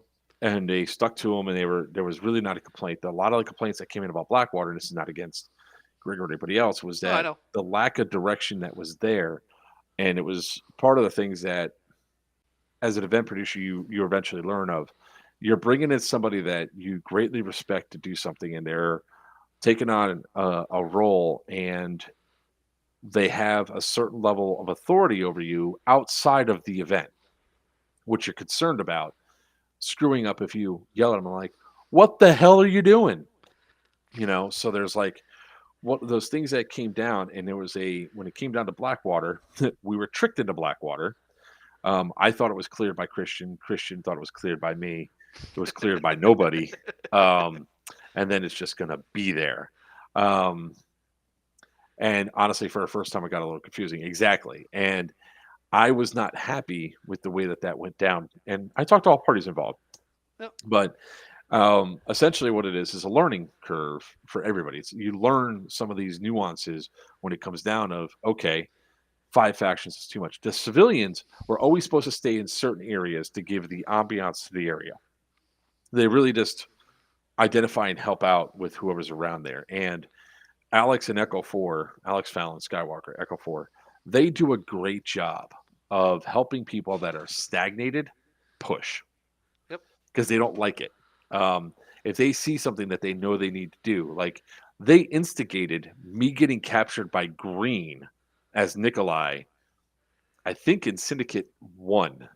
Yeah, PA game. Yes, Chris. The PA game. Yes, Chris, it's the PA game. So it's like they instigated me getting captured and brought back. Now, ultimately, they didn't get to win anything because they took too long to get the CO to there.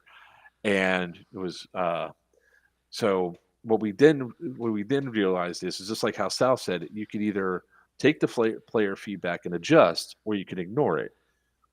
Before the players even came to me, I knew there was a problem that had to be addressed, and it was addressed. And there was a problem with having to address it on the field because certain individuals didn't take too kindly to, you all need to stop this. You need to stop doing this.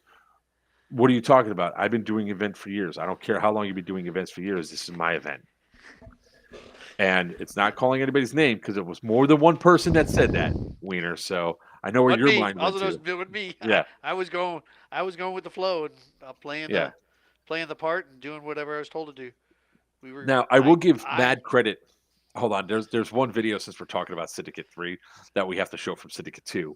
That was just one of the most hilarious things that that happened. Oh God, please tell me I have it right here. Is this it? But I miss everybody up there who I got to meet. You know, I wish I lived closer. I wish everything was closer and stuff like that. But just all the people and all the players when I came up there, it was such an awesome experience. Even Syndicate 1, Syndicate 2, everybody who I ran into, especially Syndicate 1 when I was at XO. I was a TAN XO for that. And all the new players I met for your very first event. Yeah. And the players were awesome. Yeah, the players are phenomenal. I'm just trying to find the video because this was like probably one of the best things that I ever had happen at an event. And it was just hilarious. The antics that we got up to. No, I mean that was part of it, you know. So for anybody that plays that knows that when it comes down to the prisoner taking and everything else, Why is this? I think my charger here we go, died. found it. Trying to charge these batteries up so I have enough radios. Oh, speaking of which, anybody who's on here, I have a DM 1701 Bofang digital radio, and I need the programming software. And if anybody knows where I can get it from, just send me a message on Messenger. But yeah. All right. Here we go. I didn't get the full choke on you. Who's giving him a gun? Who's the idiot that gave him a gun? I'm dead.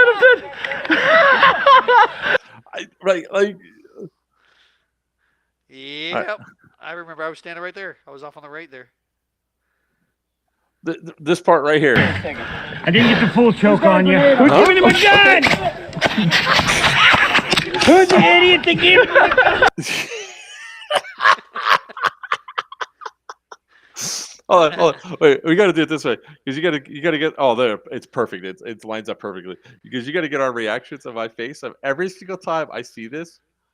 It's great because it's like. I the full choke on you. Who's giving him a gun? Who's the idiot that gave him a gun? And it ballads in the background like, what the hell's going on over there? Yeah. Oh, my favorite one was when I took out Dark Horse. My favorite was when I dropped the grenades on Dark Horse when they were getting ready to kidnap Greg, getting Papa off Blackwater, and I was standing up above him, just up the stairs, and I knew something was going to happen, and I said, as soon as they say go, I was standing there with somebody's brother, Yordy's brother. I was standing there with Yordy's brother. And I said, as soon as they say go, I said, I'm dropping grenades. And sure as shit, I was ready and took them all out.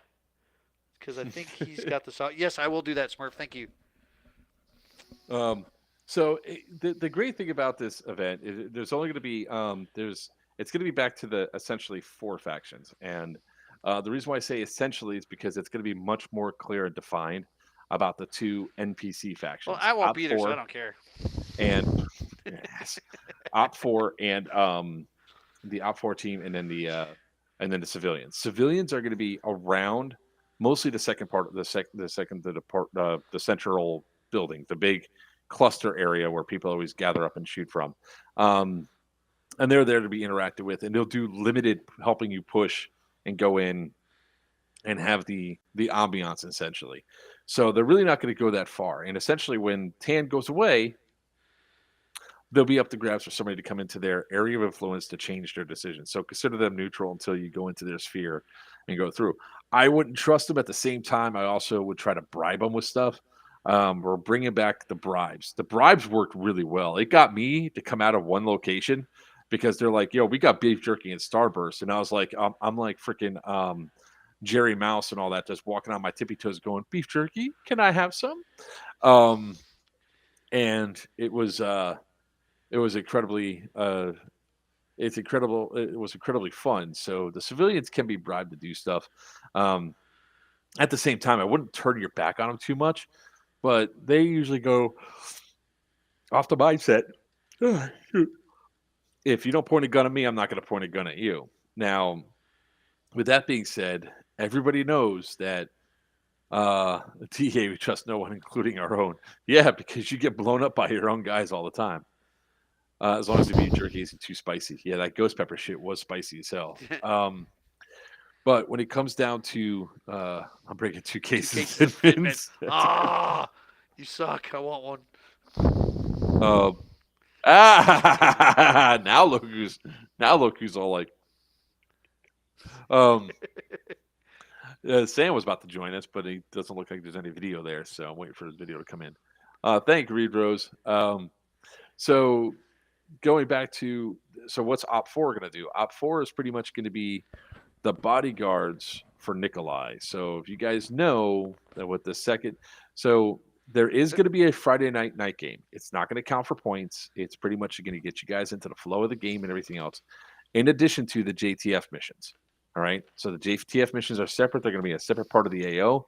The JTF missions are actually going to be tapping into the power plant and the basement of 1 to go out to the power plant. So there's going to be that transportation and stuff that goes out there, so they can be dropped off and have a really dynamic mission outside that you guys can interact with. So if you guys have not done a JTF mission, they're loud, they're intense, they're hella tactical, and a lot of fun. I highly recommend doing at least one. Those are going out fast too. I think we only have 20 left for the Friday night JTF missions. Yeah, so if you really want to be immersed into something, do the JTF. With the immersion there. Screw. Echo 4 puts on an awesome show for you. They make 12 guys look like 100. Yep. You do a lot of dynamic entries, a lot of charges entries. They will be there with blank fire. So Ear Pro is a must. It's a requirement. And as we start getting closer to the event, we're going to start bringing back the streams where we talk about, which is probably going to turn into a Monday stream, talking about the stuff that's there. Your camera isn't working. Good job, Sam. It says it's working. Oh, is that Sam? What? Cthulhu, are you there? Fix your settings, bro. We don't hear nothing or see nothing. Who is that? That was Sam, Sam from Tax. Oh, okay, gotcha. Not Sam. So, no. Sam is getting Sam Asadi on here would have been hilarious. Oh, I know. Right? That's a miracle of science. But so pretty much what's going to happen for this year's Syndicate is that after you guys capture Nikolai, you get me back to your CP alive. Alive is the key word. Not only will you score points, but you'll also get the Op 4 team to do strategic attacks into certain positions and everything else like that. And I mean, the Op 4 team is incredibly strong. Utilize it to your best advantage. That's is that Dark Horse again? That's Dark Horse 6, and they have a couple other guys running with them. For the second Evo, that's for the first Evo on Saturday. Second Evo on Saturday, whatever team did not get Nikolai first, their first mission is to get Nikolai. So, and to go through and yes, yeah, we already went about Gunnys. We went over Gunnys a while ago, about an hour ago. All good for Gunny. All good for Gunny. We love Gunnys. We can't wait for his new field. The new field is opening up on May 12th, or March 12th, and he'll be announcing the location and everything else where to go. So we're glad Gunnys is going to be back. Now, let's see if Sam. Squirrel. Are you there, Sam? Nope.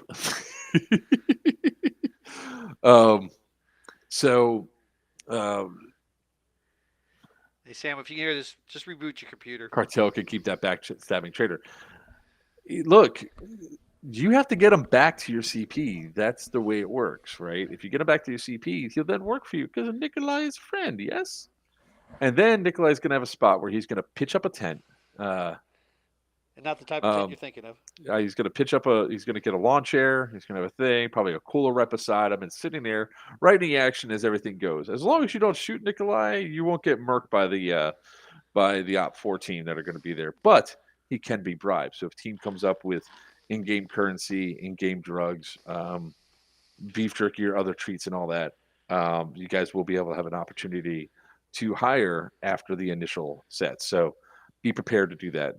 The prisoner They are taking of bribable. Nikolai is always extremely hands-on. You want to make sure he is completely searched for weapons, because it's always hilarious when you guys don't search him fully and he pulls out a knife and starts knifing people or shooting people, or where Make the sure hell you did that search gun him come good. from? Including his thongs. Make sure you check his thongs, especially his thong. And I am the only player that is allowed to be manhandled in that way. All he other loves it. prisoners, when they're being taken, are just being Pineapple juice. exactly is to be touched lightly, and you're my prisoner, and you walk with them. You can All- be touched lightly. All the phrasing, my friend, all the phrasing. So it's one of those things where we make this game fun, interesting, and dynamic. And the reason why I cannot ask anybody else to put their body on the line, I'm the only one that I can trust to have that happen, because I know the limits. And I am a power bottom, sir. Just ask the 8 guys that were on top of me, and all of a sudden they went up 2.5 feet. 2 seconds later, pineapple juice. No, the only reason why the pineapple juice came out was because literally my arm was touching this almost to my neck on my back. And look, I haven't bent that way in years. That's what she said. No. Actually, what happened was my iPro came off. That's what the first one was. Yep. The iPro came off. The second one was my shoe came off.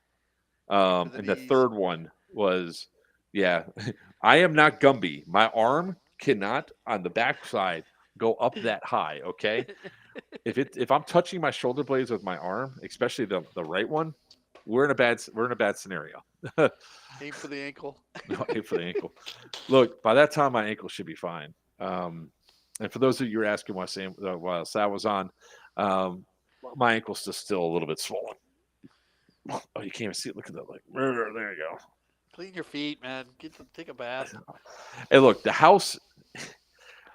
I've washed my office floor 10 times. By the way, just so you know, the office looks pretty awesome from this angle. It does, doesn't it? Like I I mean, said, I've got visions of my man cave once it's done, similar to that. so I'll give you all a tour here in a second, because I just finished Hurry up, this 'cause we got today. 6 minutes because I got to go to bed. It's 10 Yeah. o'clock. So yeah, the code word is my safe word is pineapple juice. If I say that, you just lay off me. I'll let you guys reset, get a good handle on me, and then game on again. Your cuffs on too tight, or your hands turning blue. All right. So with that being said, let's see. Are you there, Players Sam? Wanted edition. Nope, he's not there again. All right. Well, Sam, I was hoping to bring you on earlier so we could talk, brother. We'll do it another time. Is there a cover over his camera? That's what it looks like. Look, there's a cover over his No, camera. because there's no voice either. I got you. Okay, so it's just not connected. Yeah. So to give you guys a tour of the office, it's about you hear about this man cave. It's about as central Penn Milson's insurance. I'll show you the building. God, I'll send you pictures. So this is the new. Really, Loki? Okay. So this is the new man. This is my new man cave. This is my new office. So it's still a work in progress. So this ought to be fun. Let's see if I can do it this way. So obviously you guys been You guys have been watching this the entire time. So over here is the actual computer setup. My main TV system with my main game systems plus my emulators. And then back there, and I don't have a long enough cable, I think. Fuck. There went the light. So there's the man cave with all the airsoft stuff back there.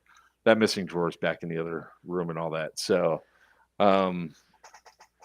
it came out nicely. I really like the setup the way we got it done. It looks a lot cleaner than it did before for some reason. Now, is there another doorway into the main house? Does that door behind you that goes outside? Yeah, this Or is goes to that- the house. No, that's fine. You don't have to open it up. But that goes out to the house. That's in like another room, or is that outside? Computer.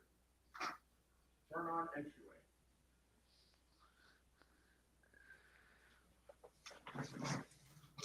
So that's the main part of the house with the blue lights. So you all can't see it out there, but straight back is well, you can see the mirror all the way back. That's my living room straight back. Okay. We don't have you on mute, brother. Here, I'll put you back on. Try talking. We don't see anything. So now in the other side is where the old door used to be, but that wall, it's going to get walled in a little bit because we're opening up an entryway for Damien to make sure that Whose horse is that? he could turn around. So there we go. And I have color changing lights too, which is great because for the longest time I had the Joker colors on in the background. So yeah, I still have to do the rest of the tile on that side, but that's phase 2 when Mom goes to move in. So, but I mean, I'm really happy with the way it turned out. Like I said, I don't feel clustered and all that shit anymore. So I'm really happy for the office. All right. Sorry, Sam, we don't hear anything, man, if you're talking. I've had that problem before, but the only way to do it is shut the computer off and turn it back on. Yeah. But I mean, with that being said, we're about 3 minutes away from ending for tonight anyway. I'm excited for Syndicate 3. We have a lot of cool stuff that's going to be going on for this AO. We're going to have we have a hard cap of numbers that are there. We plan to sell out. At this rate, it's probably going to sell out within the next week or two. So if you're looking to come to Syndicate 3, go ahead and get your tickets now. The patches are being made. For those that you're at Geigerlands, we're getting those patches made, those new patches made and sent over. So you guys will have those. It's really going to be an awesome event.